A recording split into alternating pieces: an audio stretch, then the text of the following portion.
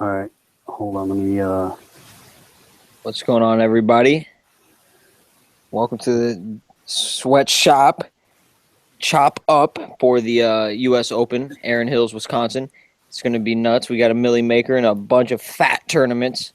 The birdies paying out like 500 grand or some gnarly shit. Still only 20 entry max. So if you're not balls enough to go in the Millie Maker, you don't like your odds there, then I would definitely hop in the 20 entry max birdie. I think it's 30 grand in the first place, maybe even more. I'm here with Seth. We are going to be live here, chopping up everything you guys need to know with the U.S. Open. We have to bring up the chat here again and What's going share on, my everyone? screen. Yeah, let me pop this out myself here.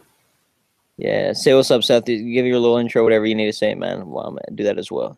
Hey guys, welcome to the, as Dex said, the Sweatshop U.S. Open special.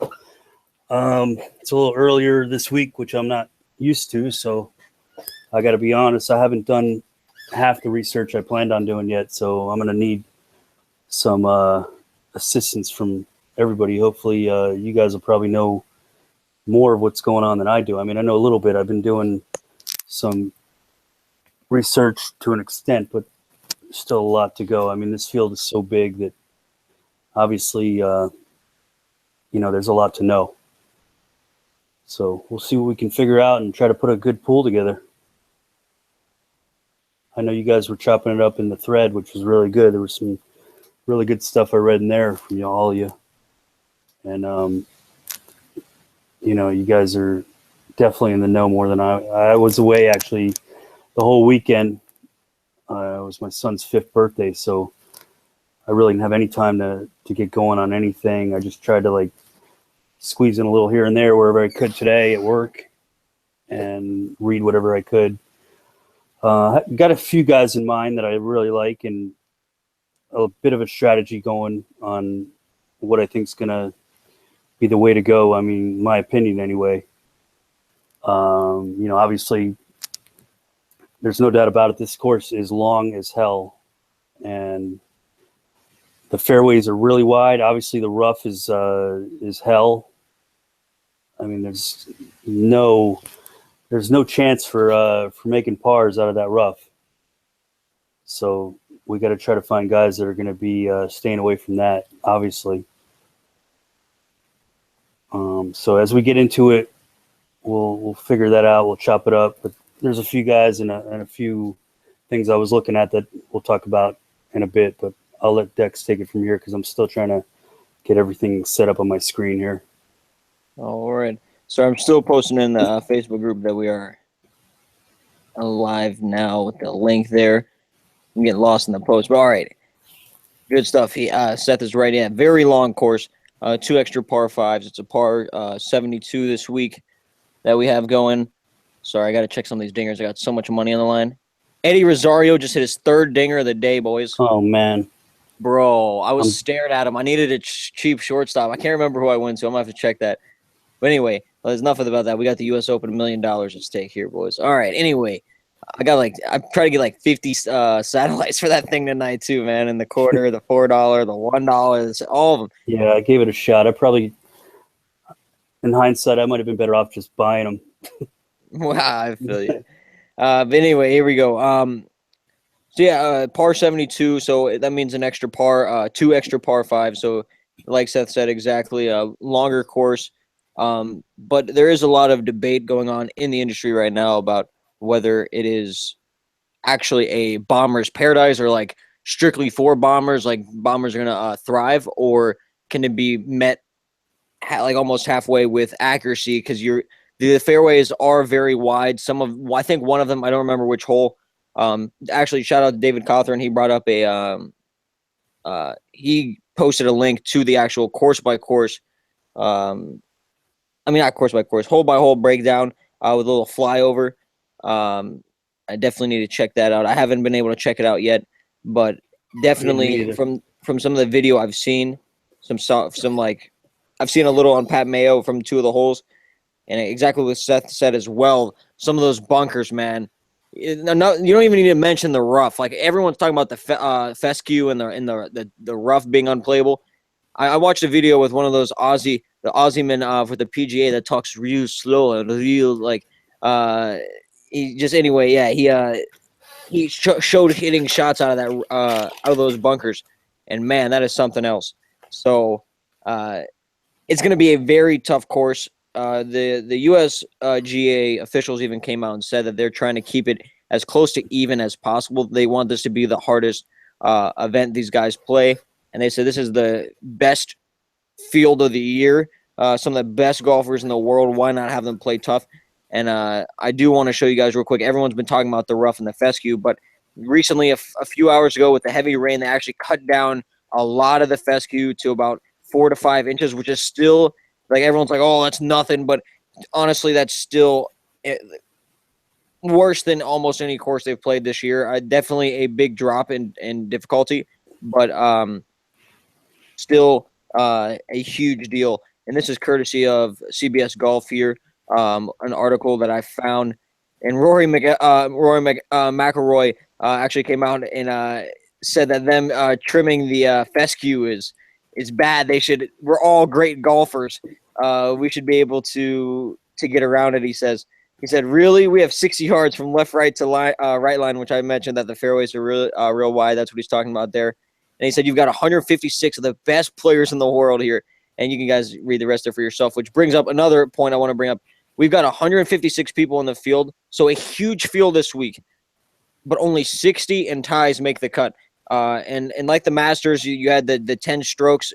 That's not happening this week. It's just 60 and ties. That's it. So it's going to be very tough to get 6 out of 6, especially with a course with no course history. So this Millie Maker isn't as you don't think. It's not as bad odds as you think, because a lot of the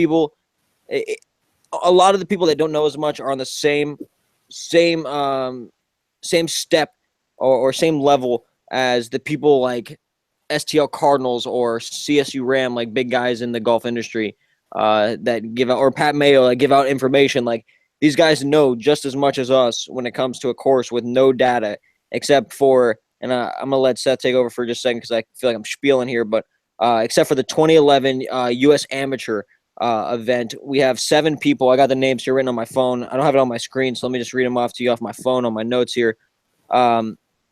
7 guys participated in the 2011 U.S. Amateur here at Erin Hills in Wisconsin, and here they are. All right, Jordan Spieth, Peter Ewan, Russell Henley, Bryson DeChambeau, and this is all courtesy of the Pat Mayo Hour. I saw it on his podcast, so if you guys have already checked it out, then you've probably seen this as well, and just making the note for the people that haven't. So shout out Pat Mayo for this. Justin Thomas, Harris English, and Jonathan Randolph.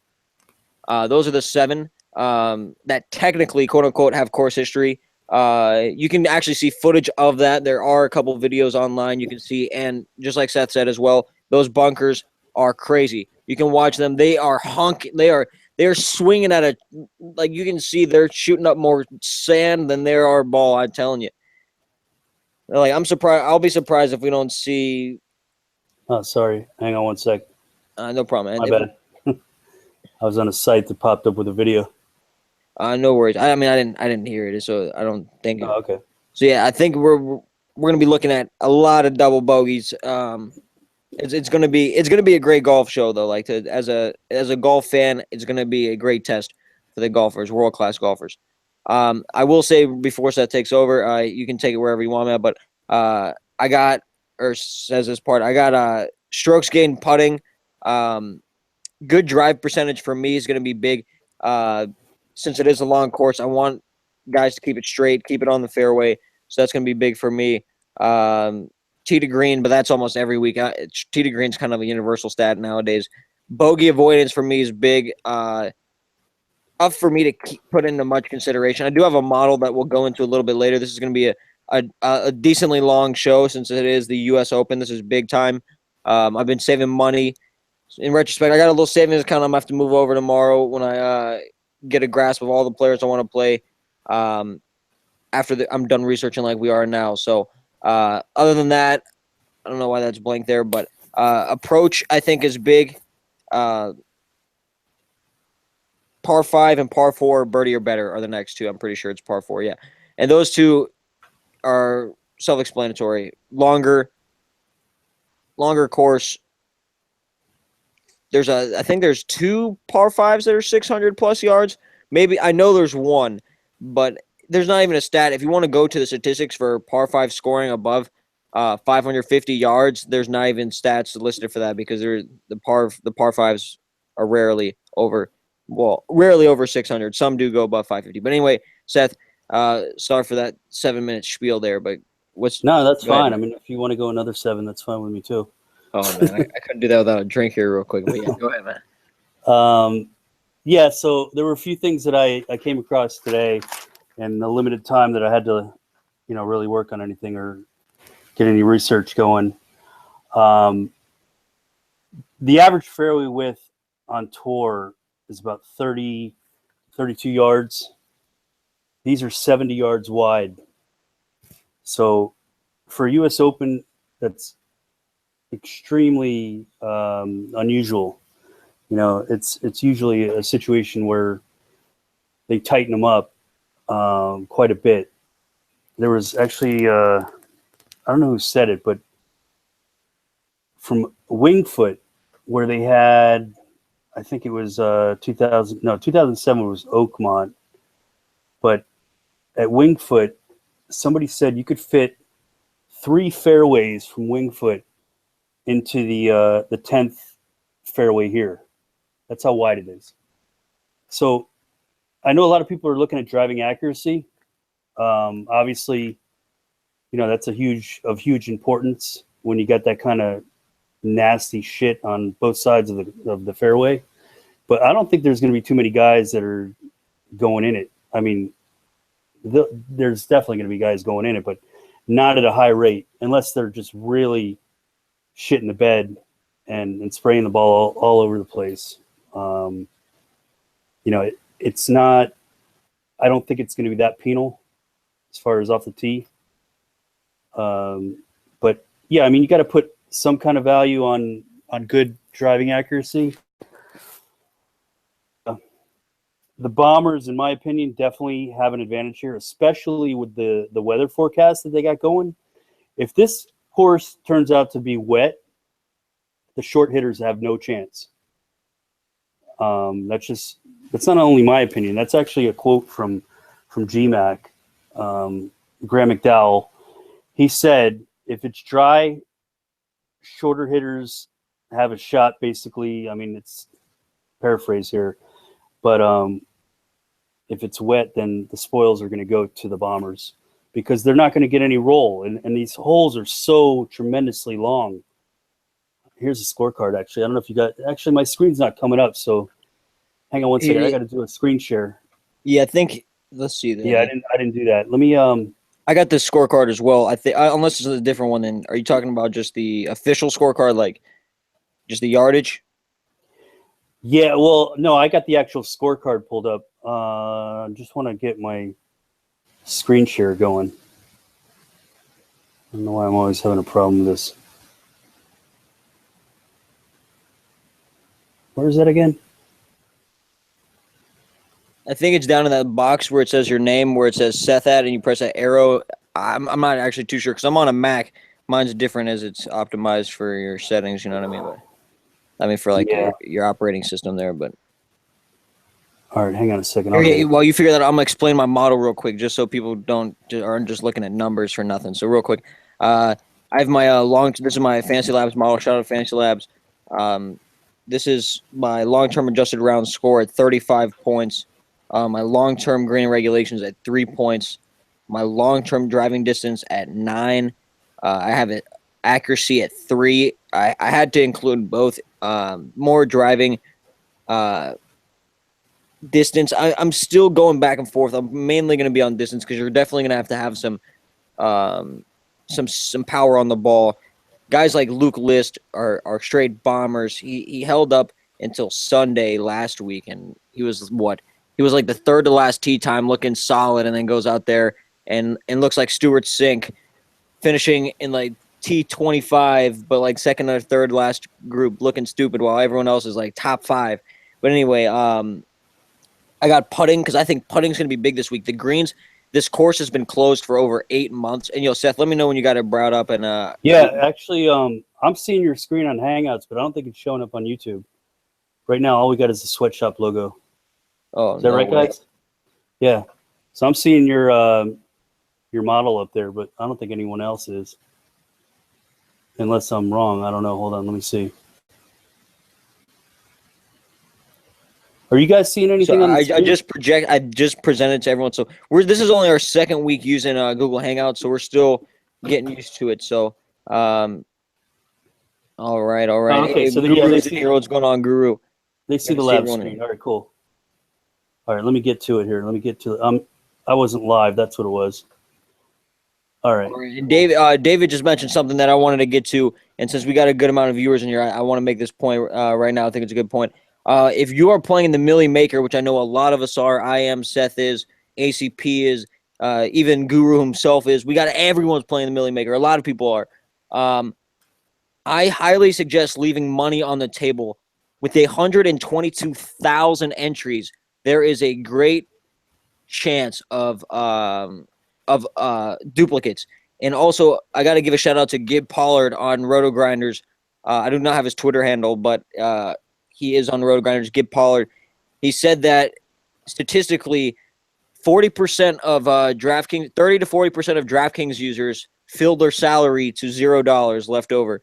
Then 10 to 15% or 10 to 20%, he said, fill their salary to $100 to $200, and then there's like only 5 or 10% leave their salary at 300 or 400 or lower. Usually it's only 300 or 400, right? So with the pricing being very soft this week, I believe you're going to find some solid value and find solid lineups where you can leave 600, maybe 800 on the table. And that will lead me into a quick point I have with some Vegas and DK mismatching. I have about 8 guys in the lower price tier that I want to mention everybody real quick. And it's just Louis Oosthuizen at 7,400. A lot of these guys are going to be chalk. So if you're saying, well, Dexter, you're not telling me anyone new here, man. I knew about these guys. That's not my goal here. I'm just pointing out guys that, one, may be chalk. 2, that Vegas really likes. That is that a lot of money's going towards. And so those are, real quick, like I mentioned, Louis Oosthuizen. He's 7,400 on DK at only 50 to 1. Then we got Thomas Peters, 7,700. He's 40 to 1. These aren't in order. I kind of just made these names as I checked the odds. And sorry, guys, I do got to turn my heater on. It's getting real cold in my house here, so give me 1 second. All right, there we go. Kevin Kisner, 7,500. He's also 40 to 1, so very, very popular plays in my book. In my opinion there, excuse me. We've got Alex Noren, also 7,500 at 50 to 1. All these lines are moving down towards the negative, or I should say towards the positive. My apologies. And then we have Mark Leishman, one of the most popular plays for value that I've heard touts talk about, at 80 to 1, only 6,700. He started, I think, like 125 or something. So movement's coming on him heavy. And we have Martin Keimer, 7K. I only have 3 more, so I'm not going to spiel too much here. 7K at 70 to 1. Then we have Charles Schwartzel, 7,300 at 50 to 1. Shane Lowry, 7,300, 66 to 1. And Billy Ho, 6,700 at 80 to 1. So that's just to put some of the value that is really out there so you can leave some money on the table. I don't think that you're going to see ownership super heavy on any one specific this week. So I think everyone will have a good chance to make some solid lineups. But yeah, Seth, your take, any extra you want to add on? And yeah, actually, to kind of piggyback off what you're talking about there with the odds, I mentioned to you earlier, actually. Wait, is that Mo asking a question? What's the biggest feel-good story in the tourney? Yeah. What do you mean, man? I mean, I think actually I know what he's talking about. Like a narrative. Steve Stricker. I would say Stricker, because the hometown guy, lives he's from 15 or 20 minutes away. Yeah, he just barely made it in. He had to qualify in. They actually had a in the program, in the front, inside cover of the program, it had some big write-up about him, like a welcoming thing, and he wasn't even in the tournament yet. So he was about to ask them to take that out. He felt, kind of ashamed that they were going to do that, and he wasn't even going to be there. But he made his way in. There was a qualifier right near the tournament last week, FedEx St. Jude in Memphis area, and him and a few other guys, they ended up dropping out of the FedEx because they obviously didn't need to qualify to get in anymore because they qualified in the local, which was pretty cool. I think Sink was another guy. No, Sink played last week, but I think he may have qualified in a qualifier as well. But there were a few other guys, and there were a few guys that didn't do anything, which I was surprised with, like Poulter. He's not in here because he needed to basically win last week. A guy that would have probably done really well here, who I'm surprised didn't even try to get in, it seemed like, was Finau. This course seems like a perfect fit for him. Yeah, I don't want to interrupt you, but yeah, I have no idea why he didn't play in the St. Jude. It really makes no sense. I don't know either. Sorry, but anyway, no, I wouldn't. You guys are asking if Stricker's a fade. I wouldn't say that at all. I mean, Stricker actually, if I'm not mistaken, has made the last somewhere around 20 straight major cuts. He hasn't been in all the majors going back that far. He's missed a few, but every one that he's been in, going back about 20 of them, he's made the cut. I don't know, what his chances are to win necessarily, but since we got, we need, out of 154 guys, we're basically looking for a third of the field to make it through. You really got to concern yourself with guys that can make the cut here. That's basically priority number one. I mean, yeah, we can look at who's going to top 10 or, who you think is going to win and all that. But bottom line is you really want guys that have a really good shot at making the cut. 5 or 6 is not going to do anything for you in this one at all. And, unless something crazy happens, like the top 3 owned guys just missed the cut completely, which I don't think that's happening. Although DJ and Rom did miss their last event together, and they were top owned guys, but that wasn't a U.S. Open, so I don't expect that kind of thing to happen again. Usually, the chalk is up there. At least a couple of them are in the top 10. We talked last week, whoever was here, about the cheat sheet that I came up with, where a lot of the chalk was consistently not hitting top 5. I don't think that's going to be the case here. I wish I had more research done on majors and in terms of that, but just by basic memory and, what I looked at going back a few majors, these guys are always up there. I mean, the cream of the crop rises in these tournaments. This is not like a FedEx St. Jude or a Byron Nelson or anything like that. This is 4 times a year. It's one of the most coveted tournaments, if not the most, in all of golf.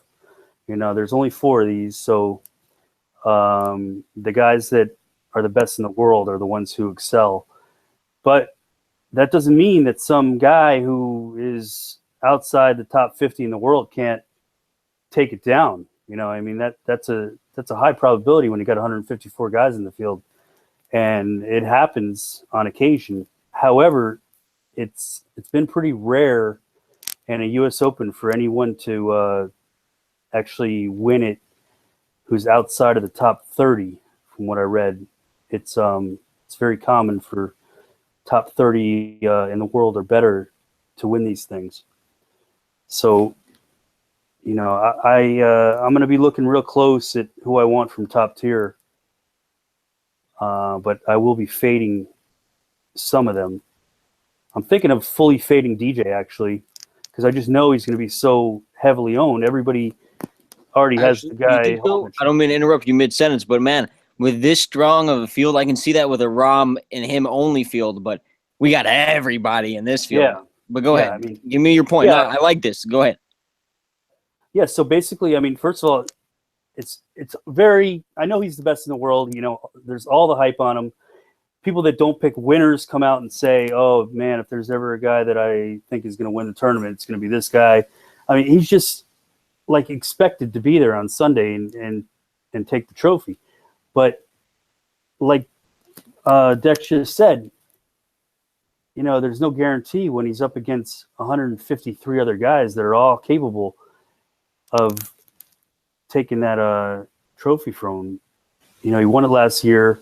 You don't see a lot of back-to-back U.S. Open winners. It's extremely unusual. I don't even know the last one who did it. Did Tiger do it? Ooh.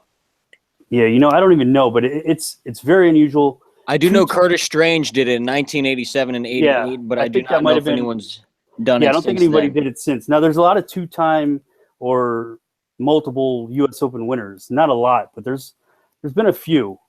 And what's amazing about it is the fact that these U.S. Opens, for anybody who doesn't know, you know, I know a lot of you guys are really sharp with this, but for the guys that are just coming in here and playing golf for the first time or not real savvy on golf, there's only one major that's played at the same venue every year, and that's the Masters. The other three are at different venues every year. This venue in outside of Milwaukee has, like Dex said earlier, there's only been one event that a few guys have played in, but nobody really knows this course. They've all been there for about a week now. Not all of them, but a bunch of them. And they're just learning as they go.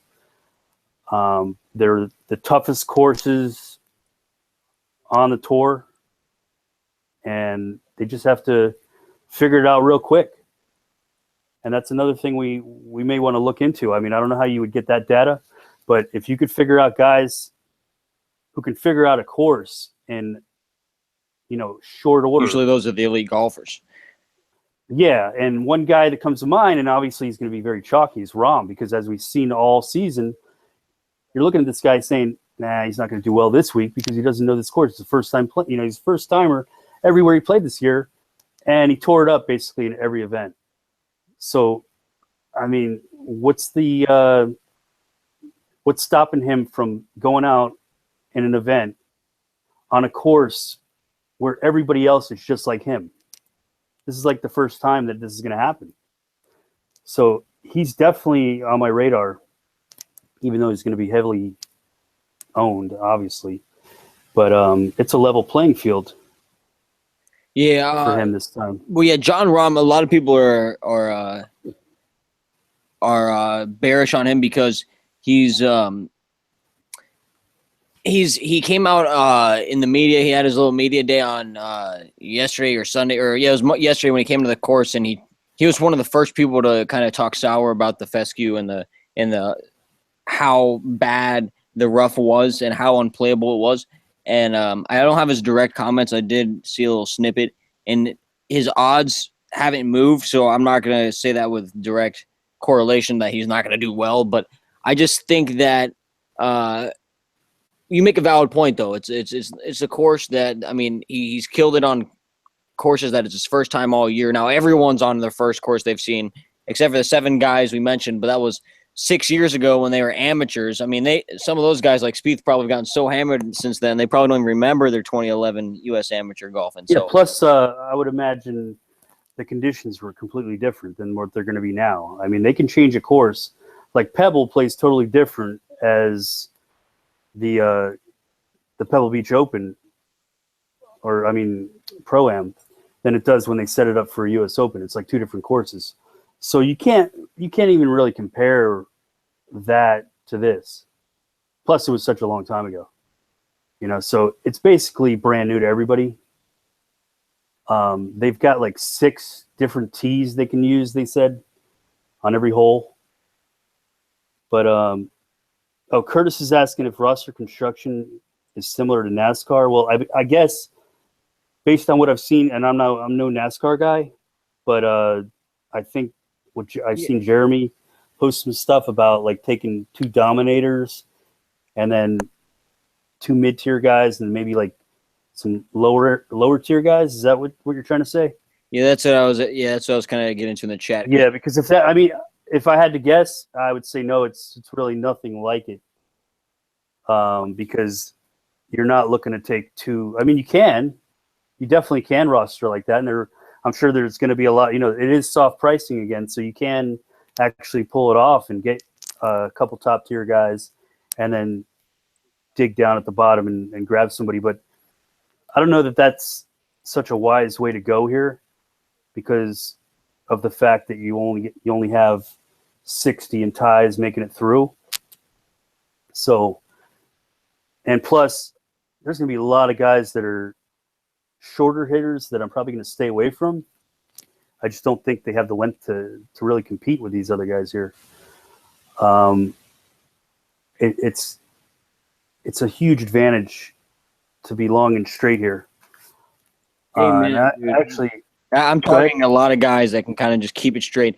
Like no Henley for me, boys. I'm not seeing him in the left or right rough every second hole. So I'm not doing that.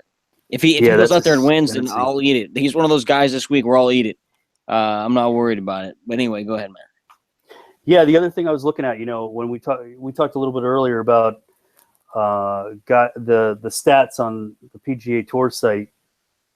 When you're looking at that, you're really looking at the whole season as a whole. It's an average, and you're not really seeing current form based on those stats. So when I looked up Henley, he's way down on rough tendency off the tee, and that's not really the case, because the last few weeks he's been playing really poorly because he's not getting it in the fairway.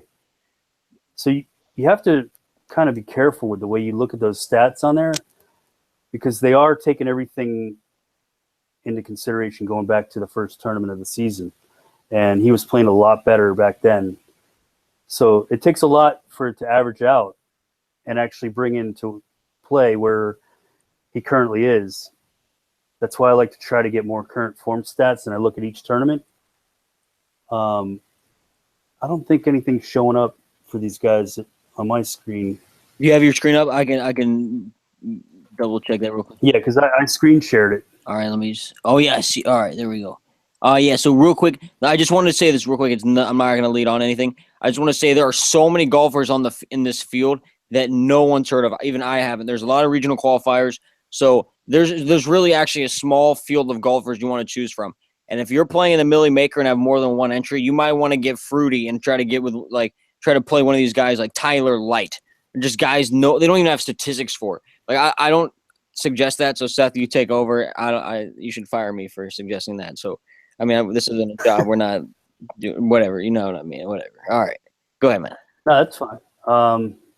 Yeah, I was actually trying to pull up some information from the last U.S. Open, which DJ won. And by the way, he won, and I think he shot like 4 or 5 over. Wait, no, I'm thinking of the year before, when I don't remember what year it was, but anyway, 4 under won the tournament. So as far as what you've seen up to this point with guys going real low and 500 being a good score, you're not going to, I highly doubt you're going to see anywhere near 500 as a winning score this week. So don't really concern yourself with what the winning score is or where you need to be and all that, especially if that's how you're trying to roster. Totally get that out of your head right now, because if you can, you see my screen on there, 90 points was the top score. That was DJ. Nobody had a perfect lineup, obviously. The next guy down was 81, 78. So I don't know exactly what the winning score was, but I would imagine it was somewhere maybe in the neighborhood of 400 or so. So, this course being even, they say, tougher than any U.S. Open in a long time, and with wind and weather and all that, we could actually see something in the 300s again, winning this tournament. So I wouldn't really spend too much time trying to project what these guys are going to put up in DK points based on like points per game and all that, because it's nothing like a regular tour event. Oh yeah, you can't do that. This is first. You said it first. It's new to almost everyone. Second, there is no course data. The course has been closed for 8 months, and I'll bring that into a little point. I'm going to be on putting a lot because these greens are literally spotless, clean, no bumps, no ridges, no ball markings. It's literally spotless. The course has been closed for 8 months, and that's partly why the golfers threw such a big fit, because it's like, you guys have had this course closed for 8 months, and the fescue is 3 feet high. You can't find a ball. It's like we understand you're trying to make it difficult. I mean, I want the fescue 20 feet high. Fuck it. I wanted them to be farmers out there, but in a cornfield. But these guys, they don't want to play out there, so they cut it down. And now I'm trying to do some last minute scrambling here. I know it's still only Tuesday, so we do have a full day. But there are some satellites up for tomorrow, so I'm going to do a little baseball. But anyway, they cut a lot of that grass, and I'm going to get online. I'm going to try to do some, Seth, if you could talk for a little bit. I'm going to try to find some pictures. I retweeted a tweet. If you follow me on Twitter, I don't tweet that much about DFS. I don't even tweet that much in general, but dpope919 on Twitter, I retweeted a thing from Pat Mayo, or you can just go to Pat Mayo's Twitter. Let me get to it here. It was a video of the PGA Tour from the U.S. Open saying that they cut the fescue as a scheduled maintenance because of the rain on like 4 specific holes, and it wasn't on every single hole. So I am going to try to, because everyone was making a big deal. It's like, oh, they're cutting it all. Is this video right here from the U.S. Golf Association here? I think you should guys check it out. They said they're mowing certain parts of the fescue. Might be required. You guys can't see my screen, actually. They're looking at your screen. Shit, boys. Let me just put it on my screen. See, I'm still getting used to this. My fault there, guys. But now you guys can see me.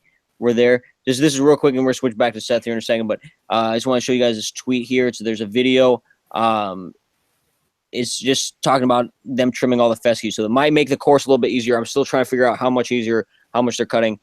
They do list the specific holes in this article. I think it's, like I mentioned, 2, 14, 18, maybe 4, 12, 14, and 18. Oh, sorry. I don't know if they heard that, but I had the little video go there by mistake. So that's what we got. So yeah, Seth, sorry to Spieler. What you got for me, man? No, that's all right. I was just trying to look up some information on. And just to let you know, I'm presenting you back to everyone. Just to let you know there for you. Yeah, that's fine. Yeah, so Marion was where I was trying to think of where they had a really high score. Let me pull it up here. I had it up here a second ago.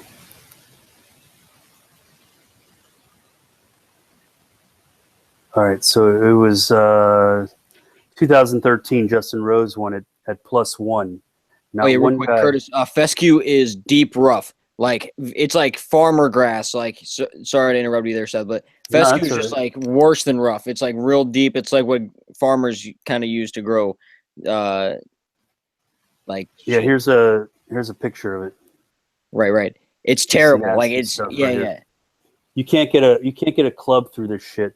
Yeah, that's why I want. Yeah, go ahead. Yeah, I mean, if you ever watch Tiger play in his prime, he was like the only guy that could get through it. And I mean, still, no matter who you are, I mean, you could be Hulk and you're not getting your ball too far out of there.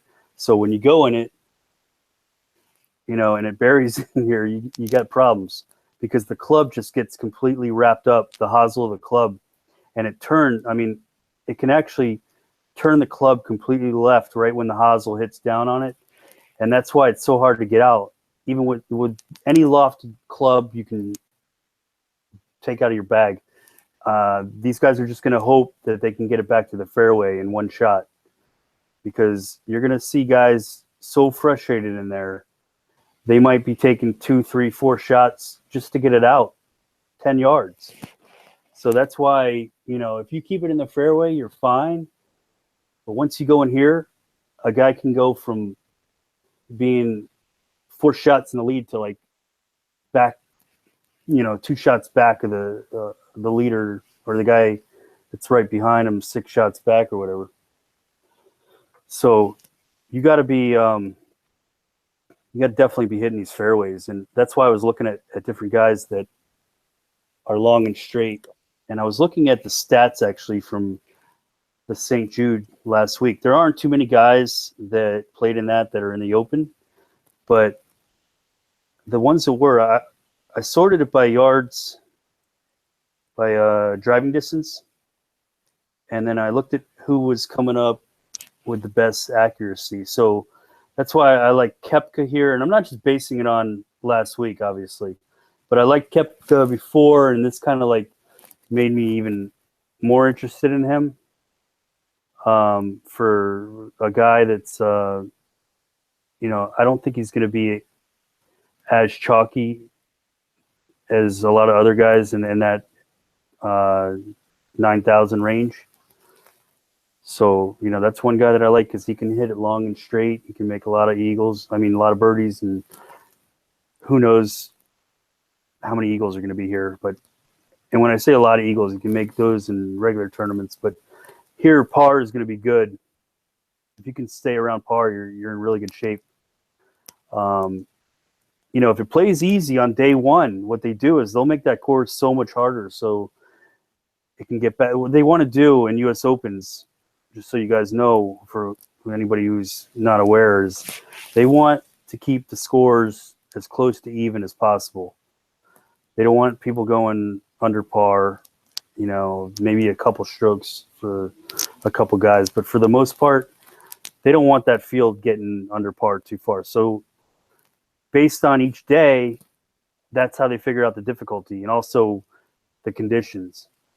Obviously, if it gets real windy, I think it's supposed to be around 11, 12 mile an hour winds from a couple different directions last I saw. And if it picks up, though, I don't know if it will or not, but if it picks up, then they're going to probably change a couple things. They'll move the tees up on certain holes. They give these guys a chance, they not much of a chance, but they definitely don't want these guys blowing up with, playing bogey golf like anybody playing weekend golf. That's not what they want. They want to keep it competitive and make it enjoyable for viewers, and also not completely have everybody crying after their round. That happens a lot too. As a matter of fact, I remember Jordan Spieth after his second or third round at Chambers Bay, he was actually complaining about that course, and he ended up winning. So, I told Dex earlier that I wanted to fade anybody who's complaining about this place, but it's not really a foolproof strategy, because some of the guys complaining can actually come out and play well. So you got to be careful how you fade based on that. What else did I want to say? So they got Adam Scott, the guy. I don't know if you guys are familiar with this guy, the Sports Geek. If you ever seen his YouTube videos, he's not bad. He's got some good info. He's hit a few GPPs. I've seen him, post a couple videos with his wins. He's pretty good. He's got a lot of good info, and he's part of he's one of the Fantasy Labs guys. So I like to look at his model because he's done pretty well in golf. He knows his stuff, and his model actually has Adam Scott as the top-rated play here. Right here. So I don't know. I mean, I guess based on everything that he's set in his model, he comes up as the top play, which I can't totally disagree with. I mean, Adam Scott's a great player. He's got an unbelievable swing. I mean, one of the nicest swings on tour. And if it holds up and he makes putts, he's obviously got a good shot here. Let's see some of these other guys he's got up here. Wiesberger, I really like. I don't know if you guys took a look at him, but he's very long and straight. On obviously is going to be the chalk in that range, in that 7,000, 6,800. He's going to be so chalky because he doesn't miss cuts. He hasn't missed a cut all season. Well, yeah, real quick, I just wanted to say something about it was a little argument, maybe a little counterpoint about using their official models. Like, I always like to create my own just because arguably, so I don't know. It's weird because the model they put in the autosave model that you can just go to each week, is the same each week. It doesn't change. They don't go in there and change it per course. They don't? No, I no. thought he said that he changes it up every once in a while. No, like what you got to do is like they'll come out with the video and they'll show their model, and I'll go back and look at the Oh, pro model, and I'll look at their video, and it's different. And I'll be like, Yeah. all right, well, so that's why I've always watched the video. And he actually came out of the video, but I'm not a big. I hate to say this about Fantasy Labs, even though I'm a subscriber user content. I'm not a big fan of the sports game. I like CSU Ram better. Personally, he does the podcast each week. With Colin Davey and Brian Mears, who I saw wearing a Carolina hoodie one time, so I got a shot at him. I'll go Heels, baby. But anyway, all of them are very good. They obviously have won GPPs, like you said, so solid stuff. At the end of the day, you got to do your own research, though. Everyone does, and that's why I like Curtis here. Shout out to him again for coming out there and trying to get his own stuff going. So let's get into some plays here. You mentioned Bernd Wiesberger. So that's some good value. We do have him. He has been talked about a little bit, and I will say that he was Pat Mayo put him in his top 6 or 7 to first round lead, because he always makes 6 or 7 six pack, he calls it, as a first round leader. And he had Bernd Wiesberger in there, and I like that because I think Bernd Wiesberger can do -2 in like 3 holes and keep it going. If he gets like -6 through the first round, he could be like 5 shots over everybody. It could be that type of thing. I know that's highly unlikely, but Bernd Wiesberger is that type of guy. Like I'm pretty sure, didn't he win the BMW, or was he? No, tied 30. Holy smack! Sorry there, guys. But I'm pretty sure he won some tournament in China, but he's had several top 5s. Right, very good golfer. Definitely like top 20. If he was on the PGA Tour, he'd be contending on all these smaller events probably. But he's a big Euro guy from Austria. I don't know if it's your screen that's still brought up. Yeah, it's still yours, so no worries there. But I'm showing DK. I had him up there, but it's no big deal. He's from Austria, so obviously he's probably going to be on the Euro Tour until he becomes maybe John Rahm-esque. But anyway, you cool starting at the top so we can start running down, because we've been going for about an hour now. We haven't really. Yeah. Let's get into the plays here. Obviously. Yeah, and then halfway through we can kind of stop and talk about the Millie Maker just for a little bit, because I think that definitely is different. Based on lineup construction is definitely going to be different for the Millie Maker than all other lineups contest, in my opinion. So we will get into that in a little bit. First, let's get into some of our plays here. Let me do this here. I'm presenting my screen and I'm showing DK with the prices and all that stuff. And I'm gonna just list some players and we can talk about them here. So we got let's break it down from 2K each. So from 10 to 12, and then let's go from 8 to 10, and then 6 to 8, and then let's go 3 guys. We'll pick 3 guys. Let's do obviously we do not mean this literally, but let's do kill. I'm trying to think of a term that's not what you do with a woman. So like kill. But how about buy and sell? All right, buy and sell. You made it too easy though. All right, man. All right, buy and sell. I don't know about killing women, man. No, I wasn't talking about women, man. Never mind. It sounded like, it's not what you do. It's something about. I'm talking about the kill, marry, fuck game, but we can't do that with dudes. So I'm not feeling that. So yeah, it's true. That doesn't work here. Yeah, that would not work. Yeah. All right. Anyway, so we'll go. Pick your. I'm gonna give you 3 names. You give me buy or sell. Let's see, 10 to 12K. Jason Day. Well, here's the thing though. Like if we do buy or sell, like I'm still on the fence with some of these guys. Like Jason Day. Yeah, I like Jason Day here. Man, this is tough because I'm looking at these 10 to 12 guys, and who I want to fade is like, it's friggin' tough. How about you want 3 guys out of 10 to 12 from you and me? Like we'll come up with I guess. Well, we'll just run through each place since we haven't run through any plays yet. I'll just bring my model. That'll be a lot easier. I have mine. I got like certain I went through there based off my stats that I like putting. I put driving distance out of each particular stat I'm looking at.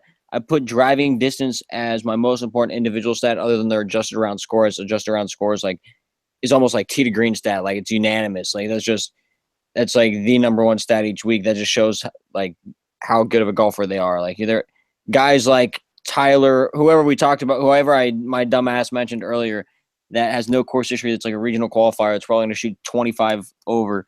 Tyler Bolt or something like that. That dude's not going to pop up in a model when you have a long-term adjusted around score going. So anyway, speaking of that, not to get off topic here, but this kid Thornberry last week. Yeah, he's not in it this week. No, so. I know he's not in it, but they didn't even have like you can't find his scoring information or you could find his ownership information, but they didn't even put the scoring on DK. I mean, not on DK, on Fantasy Labs.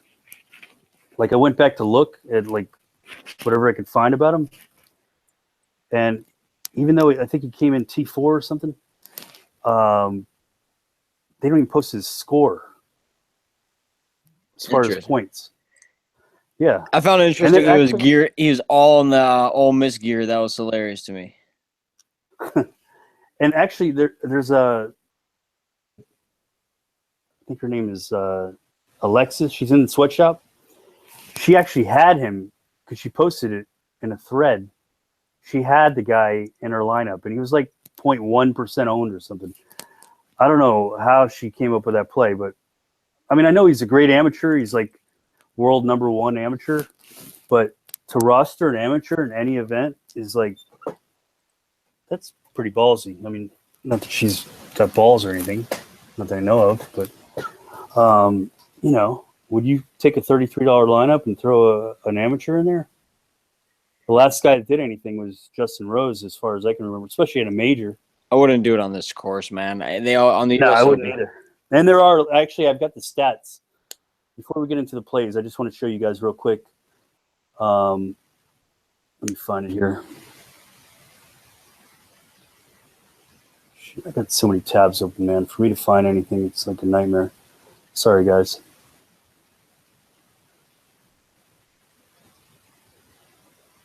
I have it over here somewhere. Oh, here's the, I think it's on this one. All right, here's the scorecard, first of all. Obviously, it's ridiculous. First hole is 608 yards. And we got a 350, kind of shortish par 4. Then a 476-yard par 4. 439. This par 5, they should probably be making, wait a minute, no, that's a par 4. 505 yards. That's insane. 237-yard par 3. You're going to see a lot of problems at that hole. This par 5. Number 7, did they say that anybody can reach it in 2? Or it's number 18 that they can't, right?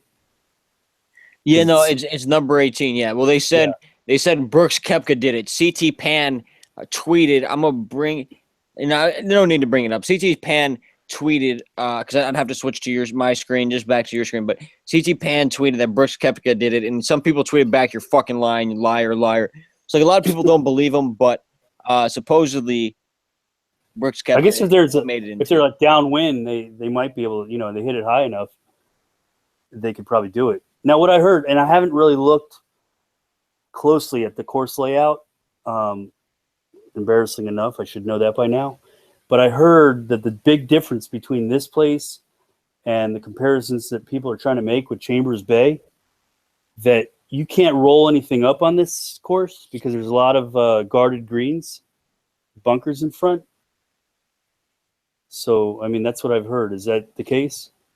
Yeah. It's going to be tough. That's why it's tough because you can't, so many stats matter because it's such a tough course that I can't really dive into 3 or 4 stats like I could for St. Jude's. It's kind of like 6 or 7 or 8 that really matter. And you're going to have to get straight on the green. Like, you can't really miss.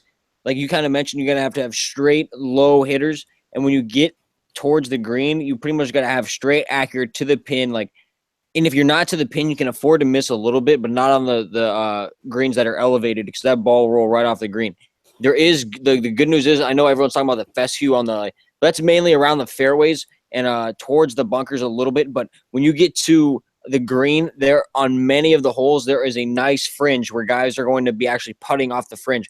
So if you can get a guy that maybe doesn't get it straight on the green in 2, but gets it pretty close, and he has a good green scrambling percentage or relatively good scrambling percentage, then he'll have a chance to save par or even maybe hole out and birdie. So that'd be nuts. Yeah, that's why proximity is important. Right. Because yeah, you can just hitting greens is not going to do it. Well, I don't know, not to kill your point there, but they like I mentioned this a little bit earlier that with the greens not being used for 8 months, they are crystal. Like I mean, I'm taking good putters into consideration. It's not like anyone's gonna be able to go out there. The greens are definitely still tough, but I feel like there's no ball markings. Like if you mess up, it's on you. There's no excuses. You can't blame it on thousands of people walking over it. Like it's looking nice. But yeah, what's your take, man? Sorry, go ahead. No, that's basically what I was saying. I mean, you don't want to hit sides of greens because even though you're hitting the greens, if you're not hitting them in the right spot, it's basically like missing a green. So a lot of courses you can get away with hitting different areas of the greens, and your stats are going to show, oh yeah, this guy's hitting all the greens.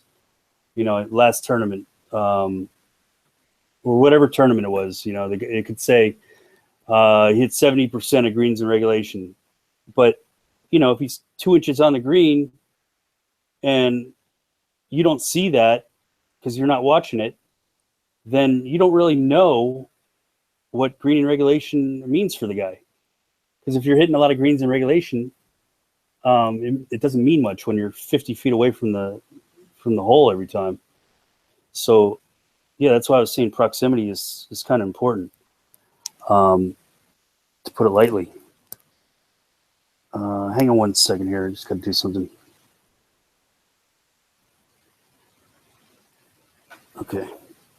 Yeah, actually, somebody mentioned the girl's name is Lex Holmes. That's her. Yeah, she had that. And it's weird. Actually, I noticed anybody notice on her page that it says she works for DraftKings? I don't know if that's like a joke or what, but I thought if you work for DraftKings, you're not allowed to actually play on DraftKings. But well, it's weird. Since you mentioned that. A girl on tour that I follow named, like, I don't remember her. I don't know what her full name is, actually. I don't really follow the LPGA, but her Insta name is Paige.Renee, and she's pretty attractive, but she's a golfer on tour. But anyway, she recently just been posting stories about joining FanDuel because FanDuel's got this event this week. So if you guys are on FanDuel real quick, I'm going to shout out FanDuel, even though I'm not playing on FanDuel. They're having a pretty cool event, actually. I got to shout out that if you're new, it sucks. I think it's if you're new, but it's maybe if you haven't played the golf yet. I don't know, but there's like a $50K event, and where if you don't cash, you get your money back, and there's still like $10K to first place or something nuts. It's not like first place is only like $500 or something where there's still like 5,000 or 6,000 people. Like it's pretty nice cash if you win and you still get your money back. So I'm not going to do it because I think I've played golf before. I don't think I'm eligible, but I thought that was real weird that a golfer. I know they don't have women's golf in PGA, so that's different for DraftKings. Like that's not the same thing. I guess maybe that's why. I don't know. But let's. I don't want to kill you at that point there, but let's get into some plays here. We've been going for a minute. Well, actually, real quick before we do that, I just wanted to what's on my screen right now. What you guys are seeing. Sorry, the field breakdown. There's 11 past champions. We got 8 U.S. amateur champions. We've got 14 amateurs. Only 2 years recently, since 1983, had more golfers who started in local qualifying. 21, fewest since 2013. Played in 2011 U.S. amateur at Erin Hills. 18, you had mentioned those golfers from U.S. 87. Total countries. Well, they need to figure out how to do spell check here. 23 countries represented, no real big deal there, and 50 first timers. So in other words, 50 guys who have never played the U.S. Open before. But in my opinion, there's a lot more than that, even though they technically have played in more. There's only a few guys that are going to be able to handle any kind of pressure on Sunday, so keep that in mind. You might see a guy that's got a 3 or 4 shot lead on Saturday night, and he probably has no shot to actually win it, because sleeping on a lead for the U.S. Open is no. yeah, it's only for the strongest of golfers. Tiger. Yeah, I mean, it's tough to actually. I mean, did you guys remember DJ for all those years before he actually won it last year? He blew it a lot, man, because he just couldn't handle the lead or something. I don't know what it was, but I do want to mention this real quick since we're talking about DJ. It's over and done with, but his girlfriend, maybe wife, I think it's wife now, Paulina Gretzky, Wayne Gretzky's daughter, gave birth to a child a few days ago. So DJ said he wasn't going to be able to make it to Erin Hills until that happened, but it turns out it happened a little earlier than they thought, so he's going to make it there. He made it there either today or yesterday, so no worries on that. They were thinking it might only be Wednesday or Thursday, so he'd miss a day on the range, but it looks like he made it there today. I don't have any confirmation on that, but I heard like yesterday, I believe, late last night, early this morning, that the child was Paulina gave birth to the child. I don't remember the name, so I'm not just going to throw him out there. It's a little kid, but yeah, so good news there. And there's a couple narratives we can look at there. I don't want to keep too much of a point on it, but since he's the highest price, let's lead into the players that we like. And I saw that page you brought up with the U.S. Open from last year. Can you bring that up just for one quick second? I saw a name up there. I just wanted to. Yeah, Shane Lowry. Everyone's talking up Shane Lowry. When I saw him tied second, that's what it was. Yeah, I saw the little flag there, and I was like, it looks. Yeah, look what he Irish. did on Sunday. He could have had that turn. I think he was leading. Oh man, yeah, it looks like he had to be winning. Yeah. Look at all those more. Yeah, the 68 and the 60. That's what I mean. I mean, 65. No one even has below a 68, or there's a 66 with Jason Day. But he shot a 76 in round one. Holy smacks! That's the highest on the leaderboard. If you look at that, Jason Day is the highest on round one on the leaderboard. yeah, I think I remember he came back and really fought back hard. But anyway, this was last year, Oakmont. The year before that was Chambers Bay, where he actually, I mean, I couldn't believe the guy finished the tournament, and he actually came in like top 5 or something, but he collapsed on the 18th green, basically right next to it. Looked like he was dropped dead right there. I mean, it's unbelievable what he was able to do. He had a really bad like vertigo situation going on, and I couldn't believe he didn't withdraw. He actually stayed in it, and he was able to compete. I think that was Saturday, and he came in Sunday and finished the tournament. Actually, we could take a quick look and see how he finished. That's why I think Jason Day is a good play, because he's really got the head for winning a tournament like this. Let's see. Yeah, he came in T9. He shot a 74 on Sunday. He was right in it, and I didn't think there was any way he could play on Sunday, but he somehow pulled through. But right, man, you'll never forget that 18th green between these two guys. I think, real quick, I want to mention this real quick, that we're talking about Jason Day, and I want to mention this about all the high price guys. I don't think this is a week where you're like, all right, there's so many of them, they're all going to be spread out ownership. I need to cover all the bases by getting them all. I think you need to kind of do the exact opposite. I think you got to make a stand, pick 2 or 3 that you really like, and go in on them. Frenchie Cordero just hit a second dinger, boys. I might be looking all right, boys. I got one lineup with him. I don't know if it's a good lineup, but man, there's like 4 double dongs and a triple dong today, man. This is getting nuts. But anyway, we got 8 guys, I think it is, or 7 over 10K. And give me a agree or disagree real quick. Do you think all of them go over 15% owned? 15. Let me see. Well, DJ will definitely be. Spieth will. Because if they all are, like, I believe they're all going to be over 15%.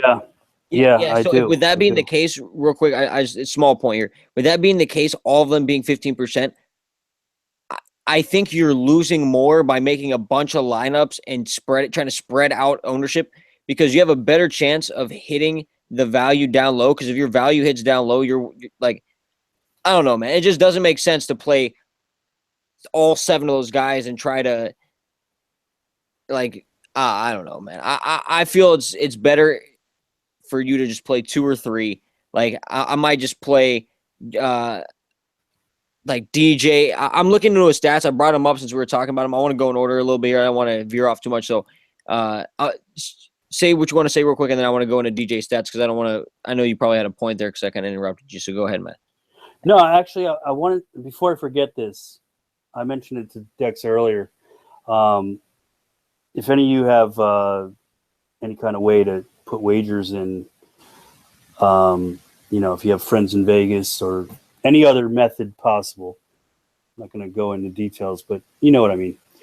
And you have your player pool down to maybe 10 or 12 guys, because that's, I think, where you want to be, depending on how many lineups, obviously. I mean, if you're maxing out the 150 entries in the Millie Maker or something, it's a different story. But if you're doing like 10 lineups and you got like 10 to 15 guys in your pool, you may want to take a look at what their odds are, because I'm sure that most of them are going to be at least 20 to 30 to 1, and a lot of them will be a lot higher. I should say paying a lot more than 20 to 1. What I'm going to probably end up doing is I'm going to put a few bucks on each guy in my pool that's of any kind of good value, because this way, if I don't hit, I'm hopeful that I at least have the winner in my pool. And it's a really good hedge play. And I should have been doing this all along. I know Dex does it, but it can basically pay for your whole buy-in and then some. Because if you hit on a guy that's 50 to 1, obviously, and you got 10, 20 bucks on him, you're going to do really well. So just wanted to throw that out there. It's a way to hedge your DK buy-in, because obviously this tournament, I mean, I'm talking the Millie Maker here, is extremely top heavy. Unless you are winning the million or somewhere in the top 5, there's not much of the prize pool to be had. So, this is a kind of a way to hedge your plays on there, because they're, it's not cheap, $33. And let's say you do 10, 15 lineups, you're talking over $400. So if you can hit one guy for $20, it's like 50 to 1, you're going to do pretty good. So I just wanted to throw that idea out there if you can.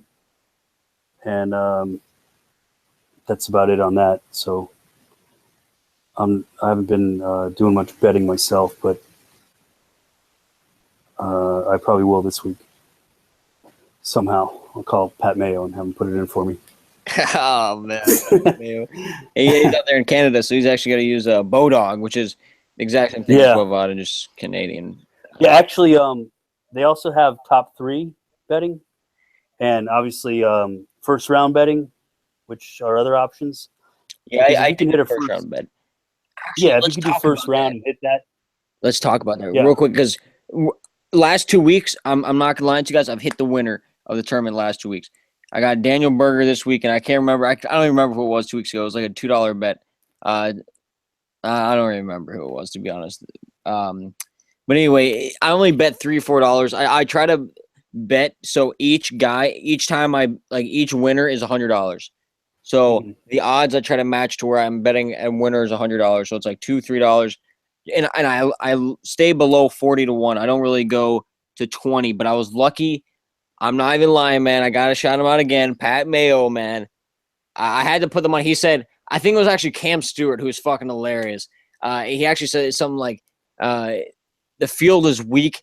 The defending champion, this is a good time for him to defend, to win it again. I mean, it's a weak weak field. He's in it again, and he's trying to get form before the U.S. Open.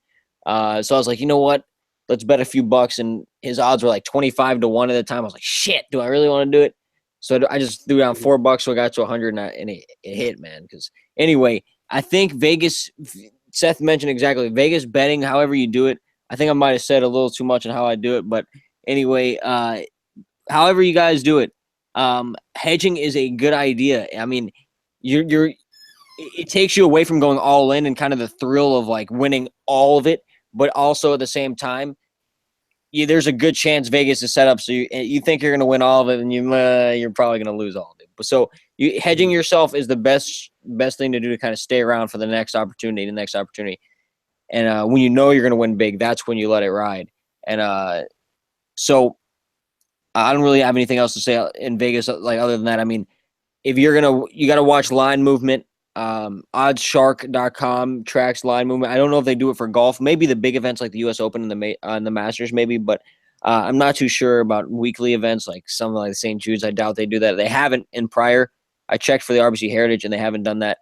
So I don't know. I will say this though. Before we get into those players, we really need to do that. But I just realized my best lineup had Frenchie Cordero, so now I am winning like 2 satellite tickets, which is beautiful. So I'll now have 5 going into. I'm gonna try to win a few tomorrow, and they're only in the 5th inning too. That's like one of the games that's like not really even close to being over. But anyway, let's get into some players. I brought up all the stats I'm tracing for DJ this week, but I've been spewing. I see Seth's got up the Fanatics, so say your thing, man. Shoot your shot. What you got for me? Well, I'm looking at the differential. This is basically. You're talking about the odds price differential to yeah, like in other words, Vegas. It says a positive number means Vegas likes that guy more than DK does. So right. Billy And those are the Horschel- notes I meant. Yeah, those names I wrote are the main ones that I got. Yeah, so Billy Horschel is top of the list here. Right. Leishman as well. As far as value goes, they're both tied. They're actually the same exact price, same odds, both 6,781. Right. So if Vegas was making the prices on DK, they'd be a lot higher, basically. I think the biggest, though, is actually Kisner. He's 7,500, only 40-1. Maybe not in retrospect to the people around him. Oh, man, Chase Headley just hit a dinger, boys. I don't know. You can get a little MLB updates as well, live updates. So you can get it all right here, boys. Home runs and steals. I'm your guy. Seth's got the barrel updates. No, all right. Oh, man. Yeah, I'm doing all right in the arcade right now. Good shit, man. Yeah, I've dabbled in the arcade. I fucked with it when Malik Smith was 2,800 that one day. I just was like, you know what? I got to do it. If I'm playing him in the main, I got to play him in the arcade. And I threw him in the arcade. He min cashed for me because I had some dumbass like Jed Yorko dropped me a 2. He get a walk, go like 0 for 3 with a walk being his 4th at bat. Anyway, so I brought up DJ stats real quick. I just I want to bring up just a few that stick out. What is it? He's first in tee to green, which is like the universal stat. That's like kind of just shows who's the good golfer, I guess. And obviously that's why he's number 1. So that's not really telling you too much there. He's 3rd in bogey avoidance, which I am taking into consideration. It's not even a number stat. Bogey avoidance to me actually kind of means like these guys think about it. Like these guys are golfers. Their mentality is they're like Phil. Well, not Phil recently kind of hasn't been doing it too much, but they think about it. They don't just go up there and swing the club and just whatever happens, happens. You don't see these guys obviously double bogey, triple bogey too often. And that's what's going to keep them in tournaments. Because if you see a guy in this field drop 2 or 3 triple bogeys in a row, you might not see him ever again. Like you might see a withdrawal. Who knows? Usually that doesn't happen in majors because that's embarrassing. But this looks like one hell of a course, man. It really does. And I'm actually going to watch all 4 days if I can. It's going to be not all of it from tee to from tee to close, but man. Anyway, so DJ actually, in all the stats I'm looking at, actually peaks. He's top 50 in everything. He's 9th here. I wish I could name you guys the stats in order. 9th in good drive percentage here. I got to scroll up a little bit. Oh, I'm showing your screen still, so just give me 1 second. I'm going to go through these just real quick, man, and then it's all you here. Because then that will give me time to bring up the next guy, so that's perfect if we go. Is that cool if we do it like that, man? Yeah, that's fun. All right, cool, man. Yeah, so DJ, 9th good drive percentage, which is a stat I really like. especially with how wide the fairways are. I think you can use that accurately this week. I think that'll be accurate representation. Because if they miss these fairways, then that's just on them. Stats lie. I mean, stats can't lie there. That's just them. That's just an aberration or whatever it is. Or, I was about to say inebriation, but I don't think that's it there. But then we've got DJ. Where was he here? 57th, so not too good in strokes gained putting. So DJ's never been the best putter, but with straight greens, they may be a little elevated, which some have said, but no ball marks. I think being the best player in the world, he wants to defend. I think you can let it go. He's not my favorite. Jason Day is actually, but we're gonna get to him. Yeah, those are the main stats. Par 5, we know DJ's a killer at par 5s. That is nothing new there. He's 10th in par 5s. Par 4s, he's there at 41st. So not the best par 4 scorer, which is going to be very important. So yes, give me your take on DJ and what you want to tell on Fantasy Fanatics. I'm gonna share you now, so take over, man, as long as you please, man. No worries. Go ahead. But yeah, what's your thoughts on DJ though, real quick? I'm curious because I think a lot of people. You mentioned earlier that he's going to be highly owned. Like a lot of people are going to play him, but I think the sharps, like in the bigger tournaments, the Millie Maker, yeah, he's going to be chalk. I agree. But in the bigger tournaments, I think a lot of people are going to fade him because of all the names in there. So I think you can get some good value on playing him because one, people are going to fade him. The sharper players are going to fade him because you rarely go back to back. Like you mentioned, the last guy might have been Tiger years back, maybe not. But I do know Curtis Strange, 87, 88, but that was a long time ago. The course is ridiculously hard. DJ hasn't actually been in the best form. I know a couple weeks ago, but missing the cut with Rahm wasn't looking too good. I know it's only 1 week, but still not looking too good. Yeah, so what's your take, man? Go ahead. Well, let's take a look real quick at something. The players, which was, let's see what date that was, 5/14. I just want to look at something real quick here.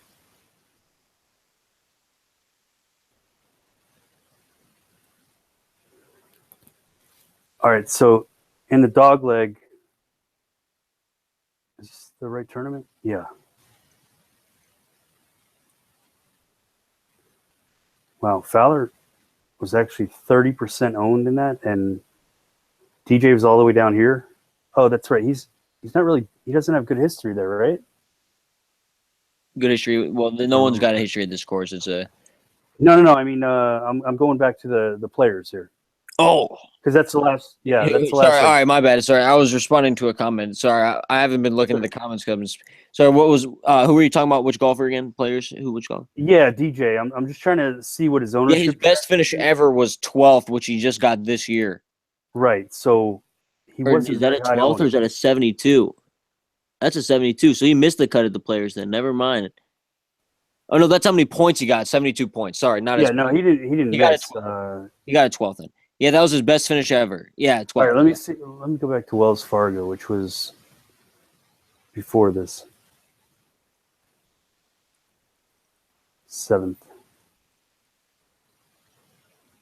I want to see the difference in ownership from one tournament to the other. Yeah, so he was chalky, real chalky at Wells Fargo. 32.92. Actually, in the country club, he was 48.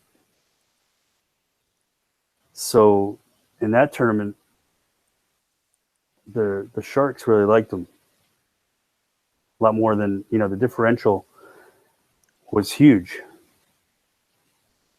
Let's see somebody who was like Adam Scott, 31.6, and that was a weekend, but he was 52 over here. So they really like Adam Scott. They did not like Rahm much, and they didn't like Kisner much. I mean, if you look at the comparison, 30 to 23, that's a big drop-off. 30 to 19, it's another big drop-off. Martin Laird, they were heavy on.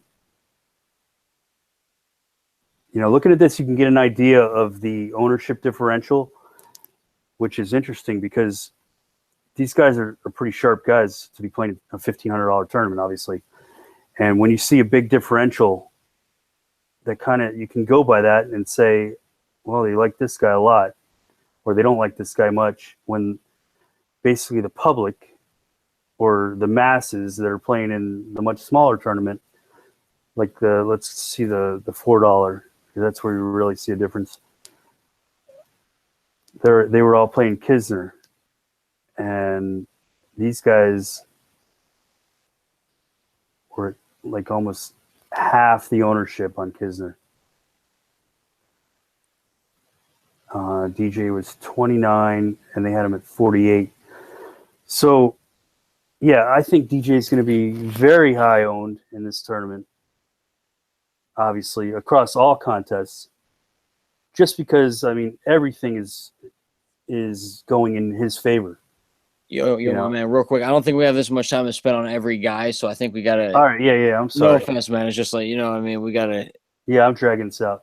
All right, my bad. Let's No worries, man. I'm just it's all good. I mean, it's good info. It's just it's gonna be hard to cover everybody. I'm like getting on my own personal research here, and I feel like that's kind of what I do too, man. But we got so many more guys we got to get to. I've done more research than probably everybody in here has done more than I have for this tournament already, but I still got a couple days, so I figured I'd get it done. And yeah, man. And hey, I just said in the chat, man, I was gonna try to do something late night too, because I'm probably gonna be fooling around late night with my lineups too, man. So tomorrow night, if you want to do something, we can. If not, I'll probably just go live in the shop, like exclusively, just like in Facebook Live for once, like I used to. If you don't want to, if you're busy or if you're whatever. But anyway, next I got Jordan Spieth here. Let me stream my shit. I brought up all the stats here, or present my stuff to here. So I got in putting, I think I memorized the 6 stats here, 7 in a row. I think I got it. So putting, he's 40th. Is this putting? Strokes gained putting? Yes, perfect. So strokes gained putting. I actually like this. This might put Spieth on my radar, and I think he might be one of the lowest owned. I don't know. He has good form recently, so that might push people on him, but we'll see. So strokes gained putting 40th. Good drive percentage 17th, and it went up since last week. He was 21st, so good regression there, or positive regression there. Then he's 10th. Oh, I forgot what this one is. Tee to green, 10th in tee to green, 5th in bogey avoidance. He actually lost a spot. Dude, that's the one worry I have with Jordan Spieth. If his game isn't on, and Seth may disagree or agree with me here. If Jordan Spieth's game is not on, to me, it's one of those days like Thursday. You wake up and he's like +4, and you're just like, all right, just might as well just like forfeit my entry. Like, you might as well not even watch DK anymore, like DK Live or any of that shit. Like, you're done. And Spieth can do that. You see that triple bogey, and it's done. And so, I think with his bogey avoidance being so high, I think that's mainly earlier recently he's been kind of hit and miss. Like, he had that little spurt there at the St. Jude there, I think it was, where he had the or it wasn't the St. Jude, it was the week before. He had like a double bogey in like a in like a crunch time, like I think it was early Saturday, and he ended up missing the cut. And it's times like that on a course like this where it's hard to trust him.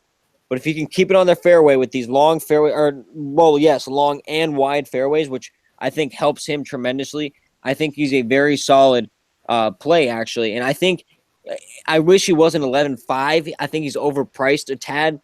But with the field, like, I'm surprised to see him over Rory, just because DK usually loves Rory, even though he rarely plays anymore. But, so let me get through the other 3. I kind of just spewed there and called you out a little bit for that, and then I did it myself. My bad there. But and then he's first in strokes gained approaching the green, which I really like there. I mean, those nice little approach shots from about 200, 175. I think just him getting on the green, since he used to be known for having such a solid putter. I like that. And then par 5 scoring 2nd, and par 4 scoring 4th. So he's killing it with scoring. So in DraftKings, all about scoring. I know we can go on our little ramble about that, but and a lot of people are switching to FanDuel. Like, some of the sharps actually I've read are switching to FanDuel because they've gotten rid of the hole-in-one bonus and freaky bullshit, or not bullshit, but lucky shit that happens randomly, like hole-in-ones and albatrosses. Like, you get so many points.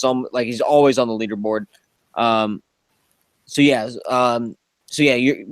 to say, man? I'm gonna bring up the next guy. So your take on Jordan Spieth. What you got?